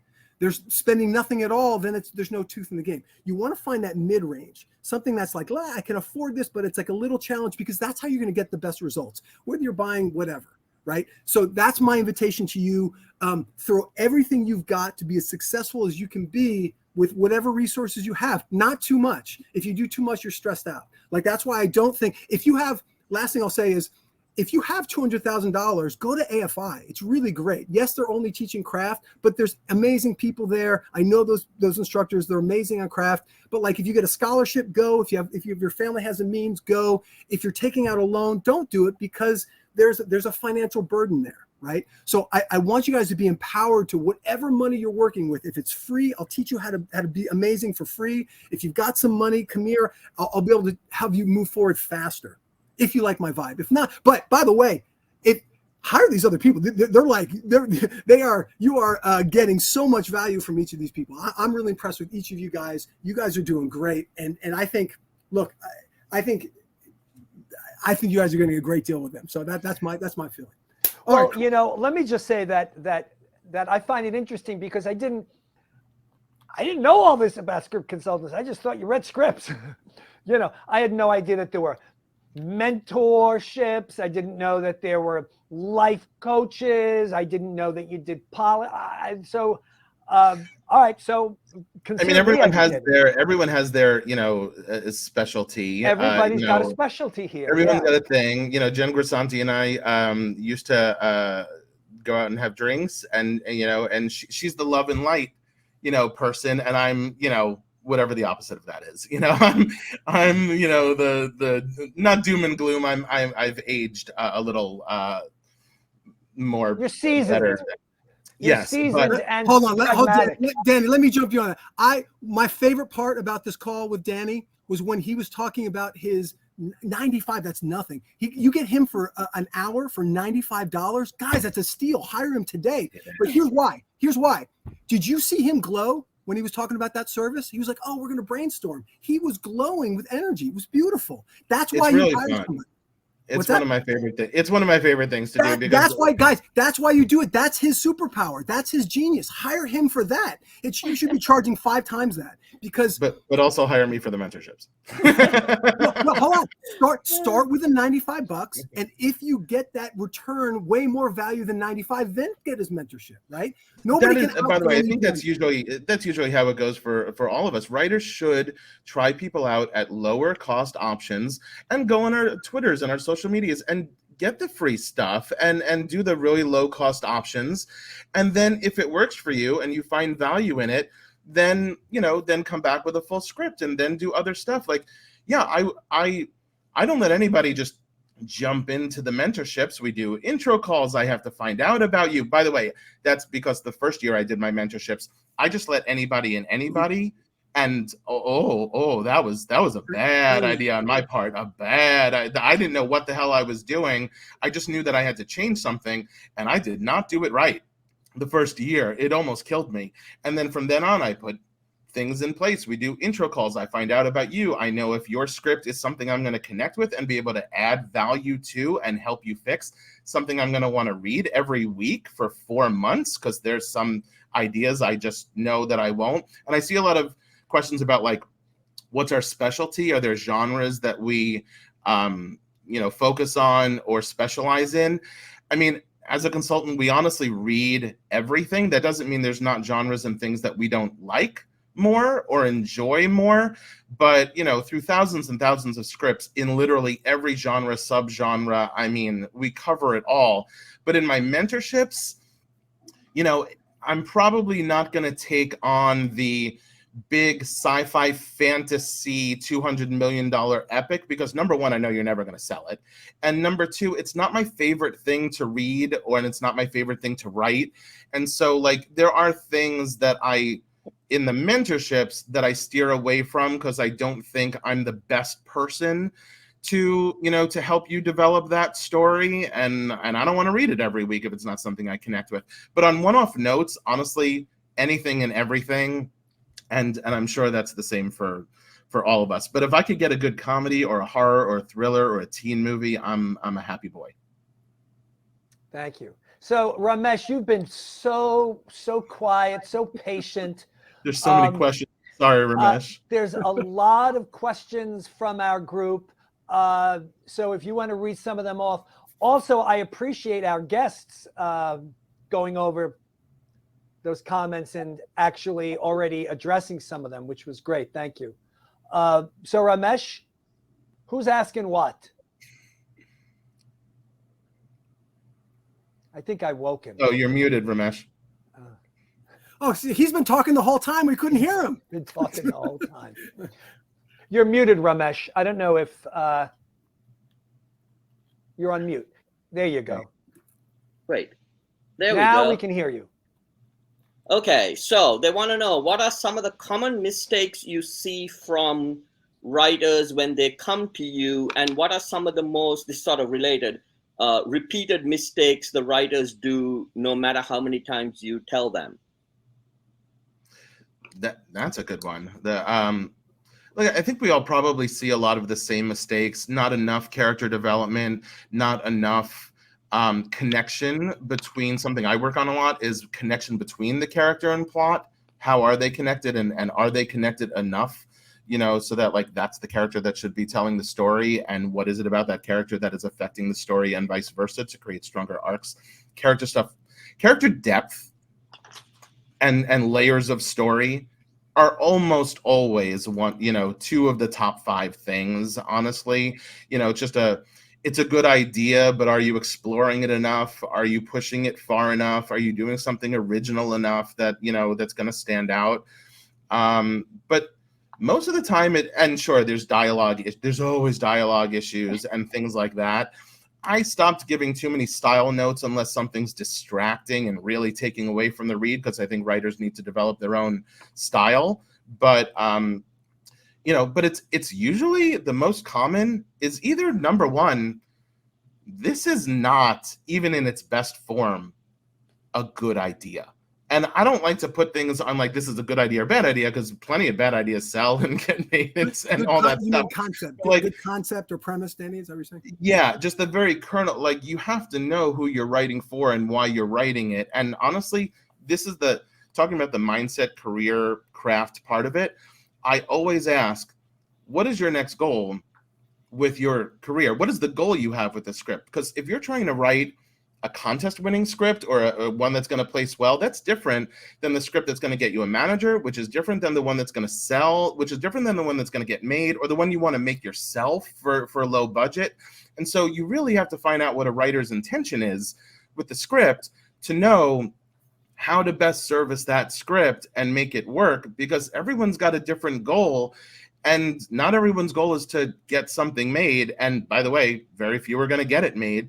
But if your goal is to do well in a contest or get it read, just get read, that's or find a manager, that's very different. So honestly, the biggest mistakes writers make is they have the wrong goal for their script. They don't know what purpose their script is actually going to serve them, and they're thinking in the wrong way. And we have to change that mindset so that they're looking at their script in a way that's like, oh, I can fix it in a way to serve that purpose. It's not going to make me the $1 million. It's not going to, sell and get made, but it's going to serve this purpose. And that's going to take me one step closer. And so part of it's craft, part of the problems are craft and character, but part of it's writer mindset. And that's usually the hard one to fix, and the one that they don't take the advice the first time. Well, they take my advice. That's my specialty. Well, to be honest, it's $17,000. They better fucking take your advice, because if I didn't, I don't know what I would do. 17,500, and that's now. It's probably going to go up to 20,000 by the end of the year. Get in now, writers. Get in now. I'll just add to Danny too. I think that we talked about all the free content that all of us end up producing. A lot of times, I feel like I'm repeating myself, because a lot of that free content is about kind of the basics. The fundamental stuff of screenwriting. But I do find that, when writers come to me the first time and they're, when they're trying to learn the craft, a lot of the things that need to be fixed come back to those basics. And it's like, I don't know if it's, getting so excited about an idea that you just like start developing the story without thinking about like, what's the main conflict? Who's my protagonist? What are the stakes of the story?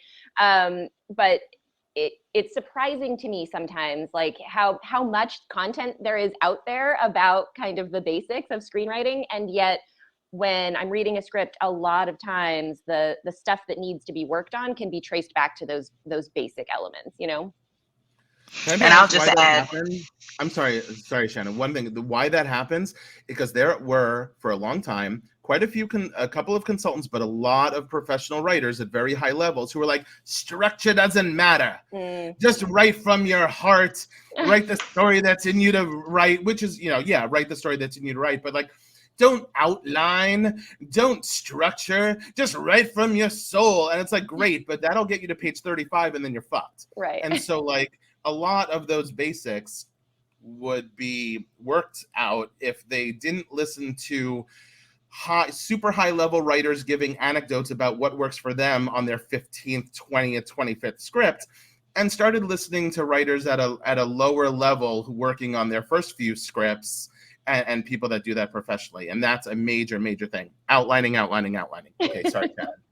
Yeah, that's okay, because we're on the same page, because Can I ask one quick thing, Sean? Like, have you guys, because I always hear people like, oh, I never outline. Like, how many writers, like working writers, does anybody here know that really doesn't outline? They just basically go seat of their pants, get a lantern, go into the woods. I don't know. Only those. You know, one? Yeah. 1 out of 100. Yeah, only those at the highest level, kind of like you said, because at this point, it's in your step outline. At this point, if you're on a writing staff, you have to outline. So I don't know who's out there not outlining, but that's basically what I was going to say, is that, my specialty is structure. I teach an outlining course. So people who don't know how to outline, I teach you how to outline, because the biggest thing that I see is you don't have a story at all. You have an idea, and that's it. You had a cool world. That's it. You had a cool character. That's it. You don't have, what am I here to witness these people do? You know what I mean? So instead, they're just kind of like running all over the place doing random activity that isn't connected to anything, that isn't building anywhere. And then I can tell when someone is going to say, well, this actually happened, because it reads like it did. It reads like it did. It's not entertaining just because it actually happened. There is structure to a story. I've said this in interviews before. It's just like when you're hanging around with your family or hanging around with your friends. One of them can tell the story from last weekend really great, and one of them can't, because story has a structure, period. You know what I mean? And so a lot of the times there just isn't a story there yet. They're still in the idea phase, and they didn't outline to realize what those holes were. So they just went to the page and started writing and got excited because they got to the end. But then now you're reading and you're like, what is this? Where is it going? What is it actually about? It's the difference between having a story and having a situation. And too many writers have a situation, but they don't know what the story is yet. Awesome. I love that. Okay, so I have two things for you guys. One is on the craft side, and I'm gonna absolutely double down on my colleagues this idea of how significant real sort of structure theory is. And it's not like a rule that you have to do. It's just the way that the human psyche works. And when we lean into those grooves and write from those insights, you get more impact. And one of the things, guys, I'm so personally excited about, I've been geeking out because Naomi is here. She was a researcher on Blake's second book. This is Save the Cat Goes to the Movies, where she did research and Blake wrote out 50 outlines of a bunch of different movies. I still reference that book. It's the most referenced, most helpful book I've ever read, because of this idea on the craft side. Like when you get a sense of, because most people, when most people started writing, they go, oh, I've got an idea. They open up Final Draft and they're like this, and then they get stuck in the woods, right? But when you have gone through that a couple times, you're like, this effing sucks. I'm not getting anything done. Then you go back and you start to learn from a craft perspective. Well, what if I actually focus on that, the concept? And what if so I actually have a 9-step process. And as you hit every single one of those steps, it goes way the F faster, much more realized. But Naomi, thank you so much for being part of it. I'm so excited because literally that book has totally changed my life, and I love it. So that's number one. Yes. Because not only that, because you can learn about the theory and the structure, whatever. But what's so beautiful about that book is you can see it broken down in so many movies. And then there was another one they did with another 50 movies. Really super helpful when you're in that place of like, why should I outline? What does it matter? Check that book out. It's been best book ever in terms of reference. That's number one. Number two, mindset. I love what Danny said about like, well, why are you writing this? Are you going to shoot it yourself? Then do one location, one actor. Are you you're trying to sell it to Hollywood? Then do this. Are you trying to get staffed on a TV show? Then do that. Are you just trying to like figure out if you even like screenwriting and you're going to do a contest? Great, do that. All very different career strategies, right? And let's go one step even back from that. Like, what's your life about? Like when you say you want to be a part of this business, like why? What are you about? What do you stand for? Like in that deep existential place, why are you here?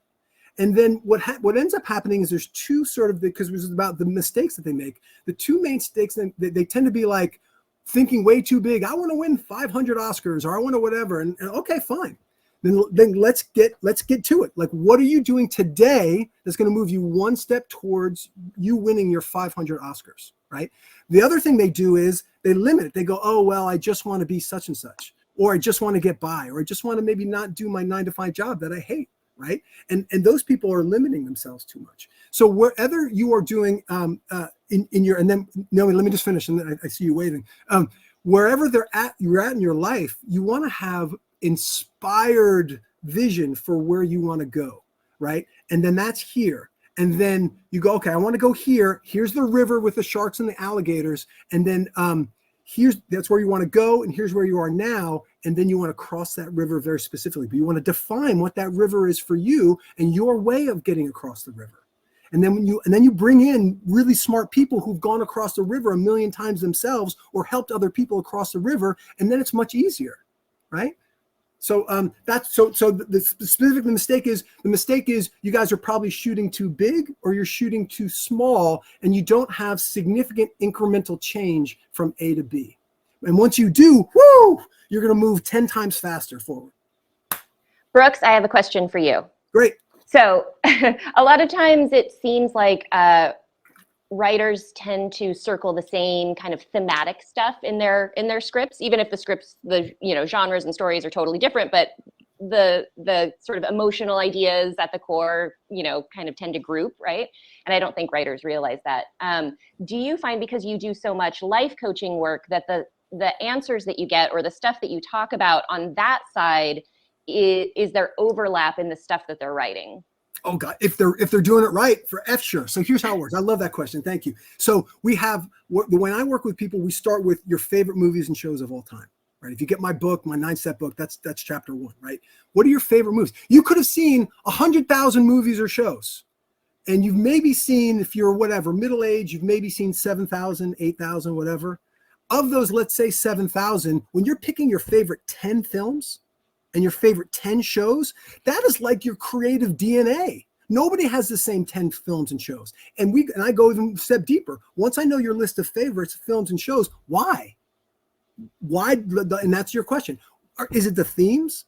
Is it like the settings? Is it the protagonist? What's going on in that human being's life, the character's life, that you chose that set of movies as opposed to anything? That's your unique sensibility. That's where your superpower comes from. And if you're not writing scripts from that place, for fuck's sake, what are you doing? That's why you're on the planet.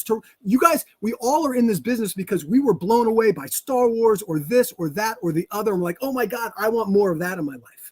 And then when we get to the business and we start doing we find our sort of role in the business. But I bring you back to those feelings that you get from your favorite movies and shows. And from there, I show you how to write your version of that. So when you have your soul driven script, it comes from the family of your favorites, in theme, in protagonist, in what the protagonist learns in their life from act 1 to act 3. And what I do is, when I do the life coaching stuff, I use storytelling theory, that transformation from act 1 to act 3 in their actual life itself. So when they have writer's block, that's a form of their antagonism. In fact, here's a nice takeaway for everybody. Every time you're trying to write something and you're freaked out and you're procrastinating or whatever, you know what that is? That's your antagonist whispering to you. That's what it is. You notice that energy. What is the energy that you have when you're resisting in your life? You personify that in the script you're writing. That's your villain. You see how that works? So like for me, the life coaching stuff, the better you are at sort of understanding your psyche and how you show up and the themes and the things that you're talking about and coming from your favorite stuff, and then you get awareness in your actual life, there is a nexus. And in that nexus is the best goddamn thing you can write next. And nobody in the planet, no human being ever of all time can write what you can write when you're in that nexus, right? So write that for F's sake. If you take one thing away from this thing, write that.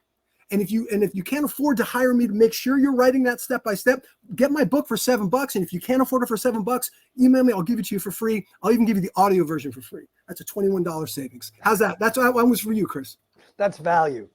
All right. So thank you, Brooks. So we have less than 15 minutes. I want to get to more questions, but this was brought up twice already. So I just need to address it so we don't leave any loose ends. Coverage versus notes. So who wants to Go, address Danny. It's your topic. Here's the thing. Coverage is written so that nobody else has to read your script. Notes are given so that everyone else will want to. And that's the thing I've been saying for 15 years. It's not new. I've said in every class I've ever taught for 15 years. But that is my saying. It's the first time I've heard it. So it's well, you should read my comments more in tip. I say it all the time. Yeah, I mean, look, the difference is that coverage, and Chris knows this better than anyone, was created so, for interns, assistants, and execs to give a piece of material, a book report, a tiny little book report to their boss so that they never have to read your script, but can have a 10-minute conversation with an agent on the phone and say, we love it, we don't love it, it's not for us, whatever. And it was never meant to be something that the writer saw.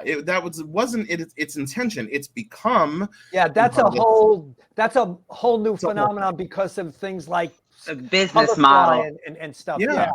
Right. And look, writers wanted to see that feedback, and I get it. And but coverage, and it's changed over the years to be some places give this consulting coverage hybrid shit, but like honestly, coverage is one thing. And look, if you want to pay $40 to get some coverage and get like 3 paragraphs of, general feedback about your idea, cool. If you want to pay the extra $50 to a contest to have some anonymous initial reader, who you don't know, give you half a page of notes on your script and you think that's going to help you, cool. But there's a difference between development notes, which is what all of us do, and much more in-depth notes, which are constructive suggestions and options on where to go, how to change the script, and not just what needs to change or what we didn't like, but concrete actionable notes on the script. That's the difference between coverage and notes. And when I started, I was giving synopses, and it's my least favorite thing to do in the entire world. And I was like, I'm running my own business. Why am I doing this to myself? I'm never doing a synopsis again. And if you want me to do a synopsis, you're paying an extra fee, because most people don't need it. I don't want to write it. Why are we doing this? I was just brought up as, as an assistant exec. I wrote hundreds and hundreds and hundreds of coverages. It's what I did on the first day of being an intern. The VP is like, here's a script, write coverage. And I went, great. What's coverage? Because my school didn't teach us, and I was a junior in college, and then you learn. But let's be clear. If that's what the intern is doing on their first day, then fucking anybody can write coverage. Anybody can write coverage. So spending the extra $50, if it makes you feel better, fine. But, and I'm going to say a dirty word, even on the blacklist, you're not paying for the coverage, you're paying for the score. The coverage is just the entry fee. And so and most places don't give good coverage. Most places, there are some that do, and cool, but most don't. So that's the difference between coverage and notes. And yes, one is more expensive and one less expensive, but there's a really good reason for that. Thank you. And I just want to quickly add on to that also getting development notes is a part of the career strategy part, because it helps you to understand how you're going to actually be interacting with agents, managers, producers, executives, whereas coverage doesn't do that for you. So getting development notes is also prep work for you for your career. 100%. Interesting. Thank you. Ramesh? Someone wants to know, how do you help writers develop their characters? And how do you deal with writers who are so in love with their characters and it might not work? I actually have a character bio profile that I give to all my mentees, just as a supplemental tool as they're developing their ideas to go through. And, it's not like, what's your character's favorite ice cream flavor? Like, it's not that, whatever, but it's the bigger ideas that hopefully will connect a character to the plot and help them develop the ideas and brainstorm the story as they're developing their character. So, it's honestly like a 10-page profile. It's not homework. People can choose to do it or not, but when they get stuck on their character, something's not working, I direct them back and do that. But honestly, I teach a class, and I ask 3 questions, and one of them is about character. Why them? Why you? Why now? And the why them is the character. Why is this the character that should be leading us through this story, we're telling this story through? And if you can't answer that question, what makes them special, what connects them to the story and the plot, what backstory, wound, whatever words you want to use, are the reason why they are the character to tell this story, then you probably have to go back to the drawing board and develop that character more and find that reason. And so I ask all of my clients, mentees or not, on the phone, if it's not obvious, why them? Why now? Why is the story happening now? Why does the story need to be told now? And why you? Why are you the writer to tell this story? And so if you can't answer those 3 questions, there's probably bigger issues, but then we go back and find out what is the connection to that character of the story. Why did you create that character? What is it about them? I have a quick, but if you go into theme, that'll help you figure out which characters belong and which don't. Mm-hmm. Your theme is your unifying force. And you want a set of character designs that all reflect the theme for it or against it. And that'll help you with the unity of the script. I have a character workbook that's available online for people to purchase. You can also get it if you do my mentorship or if you end up doing one of my courses. But for me, agreed, it's about, is this character the best character to tell this story or the worst character to tell this story? Because if it's a comedy, maybe they're not supposed to be, the best person for the ride, and that's going to be a part of the journey. I teach from a place of trauma because I believe everyone is motivated through their traumas. So it's really about what is the inside thing. People call it core wounds. I call it an inner need or internal need.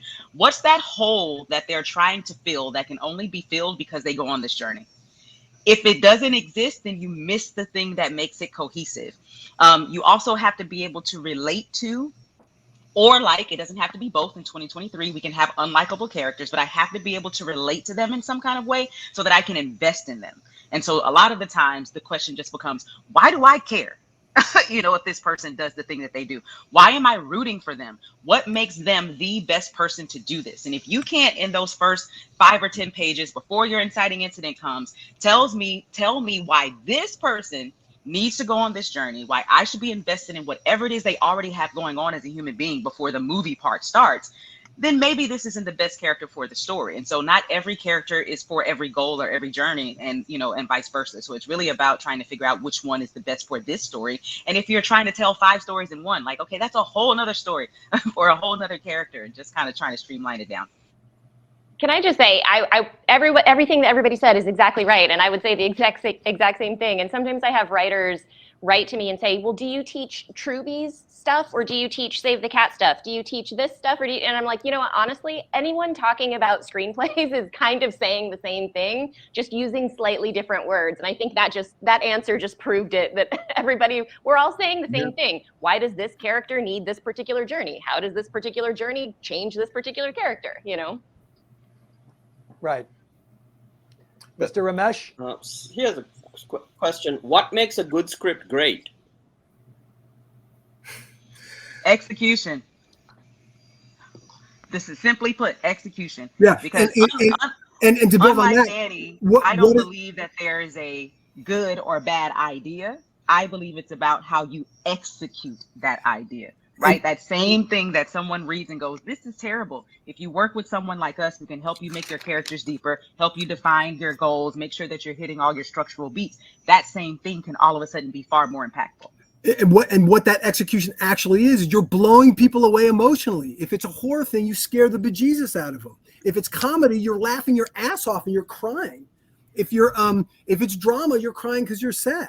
Like if you're not getting that level of emotion, you're not there yet. Keep going. Yeah, it's connection, it's execution, and honestly, it's brainstorming your ideas to see the possibilities for them that you're not seeing, because that kernel of an idea is so stuck in you and should be, but you're not exploring the different ideas for where your story could go. But yeah, it's connection and execution, 100%. By the way, so one question on here, and maybe it's the next one you're going to ask, but when should people search out and seek help from a script consultant? And that probably seems like a good question we should answer. I know that answer. You're all going to say right away, immediately, all the time. No. I usually tell people when they ask me that, like, take your script as far as you can go, or take your idea as far as you can go. And when you feel like you can't go any further on your own, then maybe, and not even a consultant, but then maybe it's time to talk to somebody about it and try to work through whatever, point you're stuck at. But if you're working on a script and you've written 3 drafts and you feel like it's still not working, but I don't know what's not working about it, then it's probably time to, talk to somebody about it. And for me, it's a little different because I have services across the gambit. So whenever you decide that you're looking for an outside opinion, come on over. That could be at literally all I have is an idea. I'm in a brainstorming place. I've written just a first draft. I only have a first act. I have my 15th revision. Whatever that is, there is something that you can learn from, because again, for me, I'm the teacher here. So as the teacher, you don't have to be in a place of having finished, you know what I mean? There's somewhere in there that we can probably work together. I'm exactly the same as Shannon. If you're writing an idea and all you have is a treatment, an outline, you don't even know if it's working, but you want to save some time before you write 3 drafts, come on by. We'll work and make sure that the story's working before you put 6 months of, effort into it. But yeah, from idea and logline stage all the way through, hey, this is my 10th pass. I'm about to go out, to the world with it, submit it to contests. By the way, most of my working professional repped writers that I work with come to me with their drafts right before they send it to their manager, because they don't want to waste their manager's time with a shit draft. And especially if they just signed with their manager in the last couple of years, they don't want to be like, my manager's going to think that the script they signed me on was a fluke. Like I have to prove that I have been doing the work and I'm as good as they think I am when they sign me. And so I have a ton of repped writers that come to me before they send stuff to their managers and don't even tell their managers, because a lot of managers like to be the only voice in their ear, but they're not. All professional consultants that have been doing this for a while are working with those repped writers before they send their stuff to their reps. And for me, come to me when you're ready to change your life. Like literally, when you are ready to make like the biggest effing change in your life, you've been either you've been like a journalist or a copywriter or whatever, but you really want to take screenwriting seriously, and you like my vibe, come to me. I'm going to get you there on the effing highway. If you've already won 1 Oscar or 2 Oscars and you want to win the 3rd and you're stuck, come to me. I'm going to figure out what's going on in your psyche, how you're limiting yourself in a really gentle, playful way, and I'm going to get you to that next, over whatever your river is, right? We're going to figure out where you are now, where you want to get to, and I'm going to get you over that river in your own unique, customized way, in a way that's really fun and inspired. So big ass changes, come to me. Thank you. So listen, I promised James J that I would ask this question, and you can just give a 1-word answer. Chat GTP AI, angel or devil? Danny? I mean, we don't know yet, but I always err on the side of devil because I'm not an optimist. I like that. Shannon, angel Agreed. or devil? Devil. Devil. Naomi, angel or devil? TBD. Okay. Brooks? Angel, love it. Okay, there you go. So I don't think there's anything to worry about because we're all over the place about it. But that's your answer, James. Mr. Ramesh, maybe one more question? I've 2 here. Okay. One is, Danny had mentioned earlier, and this problem comes up, like when you were reading earlier, how you were always told to say something positive about the script. And, contests do that a lot. Nickel And is infamous for that. right, Where exactly. where And everything needs to be couched in a positive way. right. And so I was wondering, when you guys get scripts, if you get a script that is really, I mean, sorry, but shit, and there's no hope, you can give 20 pages of notes, but it's not going anywhere. Do you tell them, hey guys, maybe this is not the thing, and what else do you have? Because pointless polishing a turd. I got a lot of There's that turd. I've gotten a lot of shit for this over the years, but I stand by it. Yes, I absolutely do. Yeah. I mean, you tell them, you need to work on something else. Yes.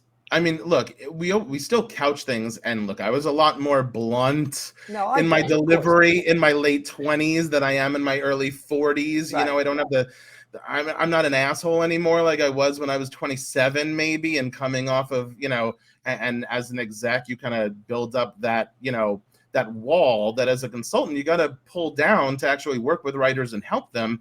But that took a couple years, that took growth, personal growth on my part, to do. But so I still couch things much more positively, and I know how in a much better way to be supportive and encouraging. That's why I started the mentorships. But yeah, look, if it's a royal piece of shit and this is someone who cannot write, I have and will absolutely tell you, look, you're nowhere near the point where you're ready to do this professionally. Go back and take classes, read books, learn, do something else, keep writing scripts if you want to. But look, writing and certainly professional writing is not for everybody. And if you have zero ear for dialogue at all, there's only so much that anyone's going to be able to teach you. Like, there are just some things that are kind of innate. 99% of shit can be taught, but there's that 1% that you just have to have, and like, yeah, some things are just unsavable. Sometimes it's a savable writer, not a savable idea. Sometimes it's a savable idea and not a savable writer. And people got to know the difference. So like, do I do it a lot? No. Maybe it happens once a year now. But will I say like, hey, look, man, this may not be your thing, or this script is definitely not the script that's going to get you there. What else you got? What else you're working on? What else you want to do? 100%. Any consultant that won't say truth is just taking money. Yeah. Thank you, that's Dave. well said.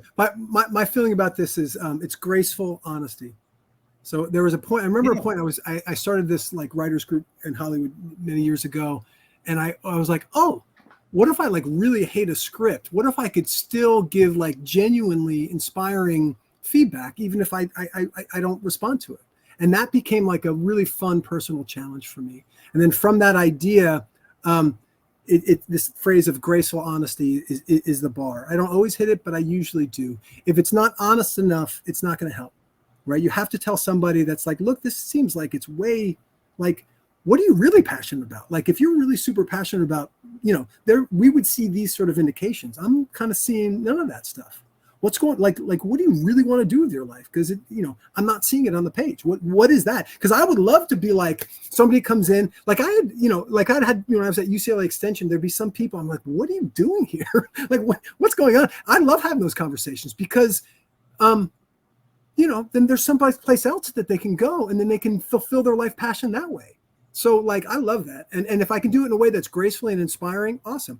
To me, blunt honesty, and I do it sometimes, rarely, but I do it. But to me, that's about me and my own reaction and me, wah, because I didn't, whatever, right? So like, I'm at my best when I'm in service, and graceful is better just because it's more digestible. Because I want them to be moving as powerfully as possible on their life journey. And if I can give graceful, actionable, simple adjustments, that's going to get them. If I'm like, you got to blah, blah, blah, blah, blah, that's just fucking noise, and it's too much chatter.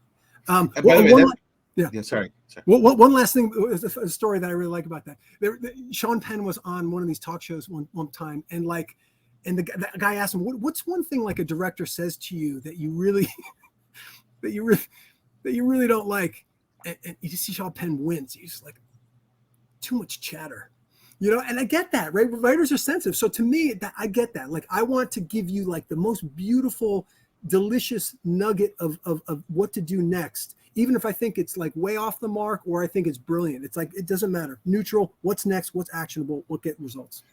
I think that's a big way that the consulting has changed. Like when I started, it was all Simon Cowell, Gordon Ramsay, Jillian Michaels, all of the bullies that were on TV, and we loved it. That's how people took in criticism, and because that's how, like, you know, Gen X, you know, and especially maybe older millennials and older than that, I'm a Xennial, you know, that's how we took in. We want criticism, we want hard truth, we want bully us into being better, and that has changed over the last 10, 15 years It's whiplash. in a way that we take in criticism and can even respond to, and especially working with younger writers, it is way different. And I've had to change my business model. I'm still no bull script. I'm still a no bullshit guy, but I know how to give it in a graceful, helpful, more motivating way than I did at 29. This is the thing, guys. This is the theme of whiplash, right? That beautiful thing. Do you have, and it's this false dichotomy. Like, if you were really serious, then you should be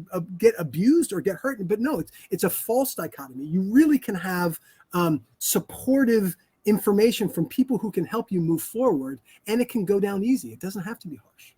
Go ahead, Shannon. And guess what? I was going to say, and guess what? Their feelings are going to be hurt anyway. So it, you know, whether you decide to bully them about it or just tell the honest truth gracefully, they're writers, they're sensitive about their stuff, and they're going to feel something.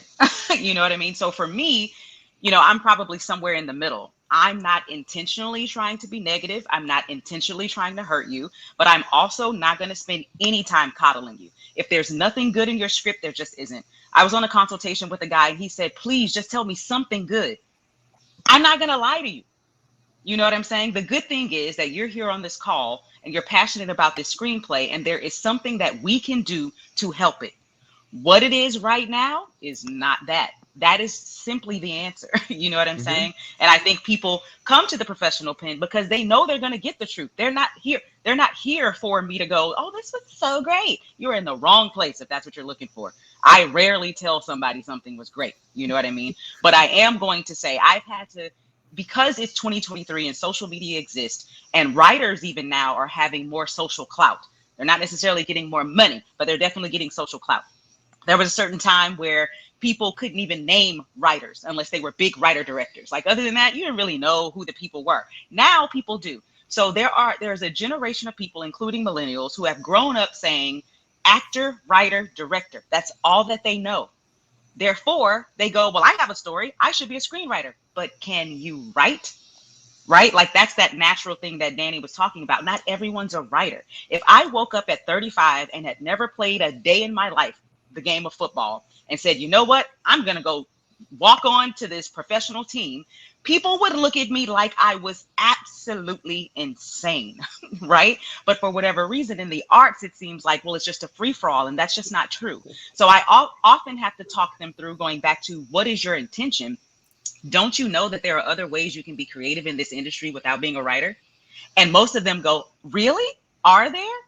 Yes. Now let's talk about all of these other avenues, so that you can stop putting your energy in the wrong place and you can put it in, you know, in a place that's actually going to be successful for you, because not everybody's a writer. Not everyone's meant to be a writer. And most of them go, woo, oh my gosh, you just stopped me from going down this path for the next X amount of years. And I'm like, yeah.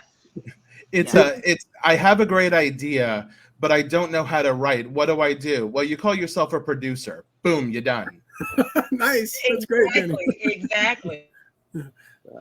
Ramesh, one more. One question. Someone actually asked. They said, you know, you all obviously charge for your work, but how do you help writers, or can you help writers who, you know, can't afford it, who come from poverty and who are trying to who need a consultant and, you know, for their work, and how can you help them? Yeah, I often get people in my DMs who say things like this.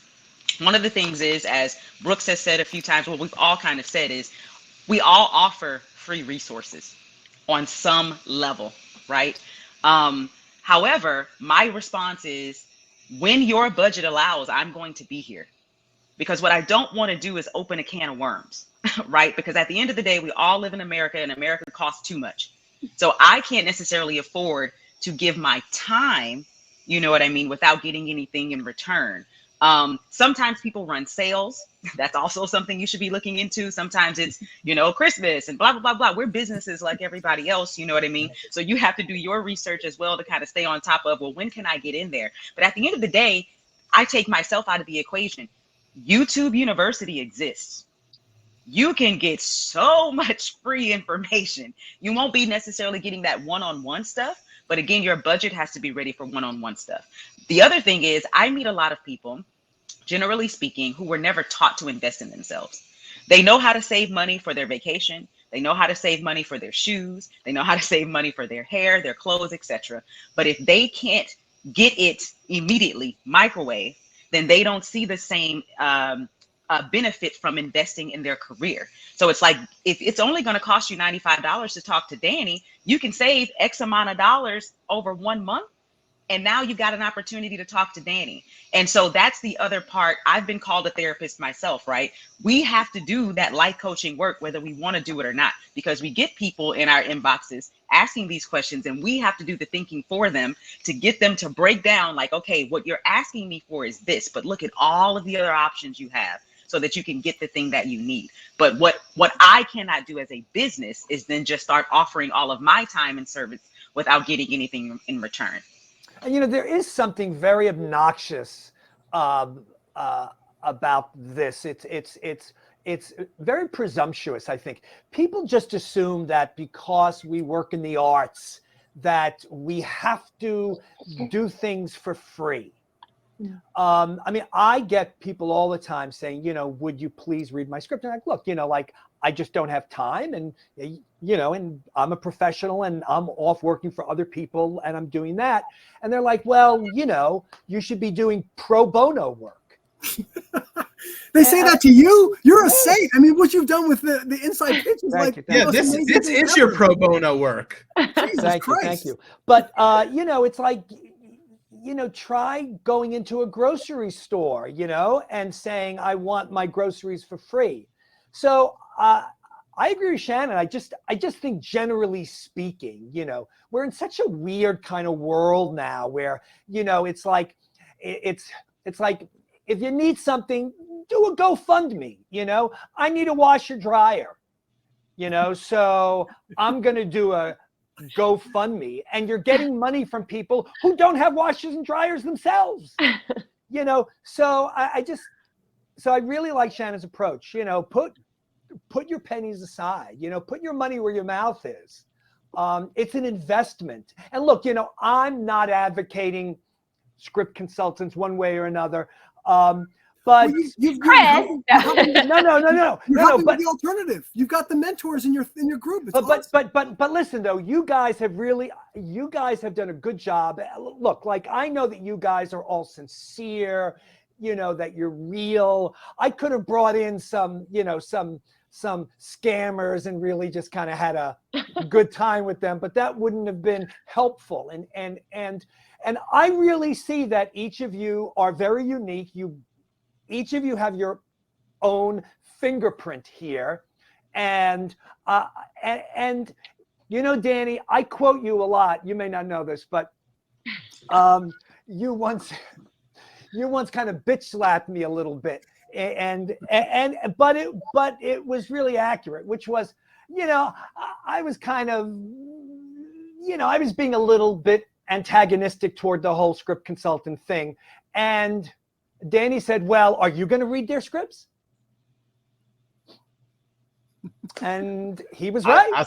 I say smart things sometimes. You did. and you know, and it's like, so, you know, I can't argue with that, you know? And so there are services out there. There are ways to go. You can go high end, you can go Walmart. You've got everything in between, from a $95 consultation to life coaching. So there really is something for everybody. And also, I like Brooke's approaches. You know, you can try everybody. And I think that a lot of my attitude changed over the years because, first of all, writers were using script consultants. And so it wasn't helpful for me to say, you shouldn't be using them, because they were using them anyway. So then it's about trying to give them good information to try to find the right ones to use. But also I think, you know, we've brought up the whole coaching thing, and look, people hire a tennis pro or, you know, somebody to help them play pickleball. You know, they're not going to win a gold medal. That isn't even their objective. It's just something that they're doing to improve their life, to improve their craft, to just have fun, perhaps. So yeah, you know, I don't think that people necessarily have to look at script consultants as I'm going to use them to sell my script, because that's not what we're hearing here today at all. You know, we're teachers. I mean, we're educating. Yeah, that's right. Exactly right. And so some people will go to a UCLA extension class, right? And then some people might go to a script consultant. I think that there's all different options out there. And I think that the individual figures out what's right for them. I think you guys really are a credit to your industry. And I really, especially because you just put in 2 hours and 17 minutes, plus you got here at 10 before we started. So you're on 2.5 hours. I think Ramesh does this. Have we just outclocked Chris McQuarrie? How long did that go? That went forever. Yeah, that's true. And he could have gone on forever. Yeah. So I attend a lot of these, and I will say, you know, except for Chris McQuarrie, this is the most comments I have seen in a long time. Which, well, yes, and I'm sure didn't get to 80% of them. So it would be wonderful, Danny, if you get a few minutes when you get home from your trip, maybe you can answer some of those. But I'm in the Facebook group too. Oh, and Brooks is there too, of course. Happy to answer questions. Thank you. So I want to thank Danny, Shannon, Naomi, Brooks, and of course Ramesh for giving of your time today, and to all the members who stuck it out. But I think this was really good. So we'll see you all next time. Thanks for being here. Thanks for having us. Yeah. And thank you for Chris Bye. for doing all the things you do. It's amazing. Thank you. Go find us on Twitter. Yes.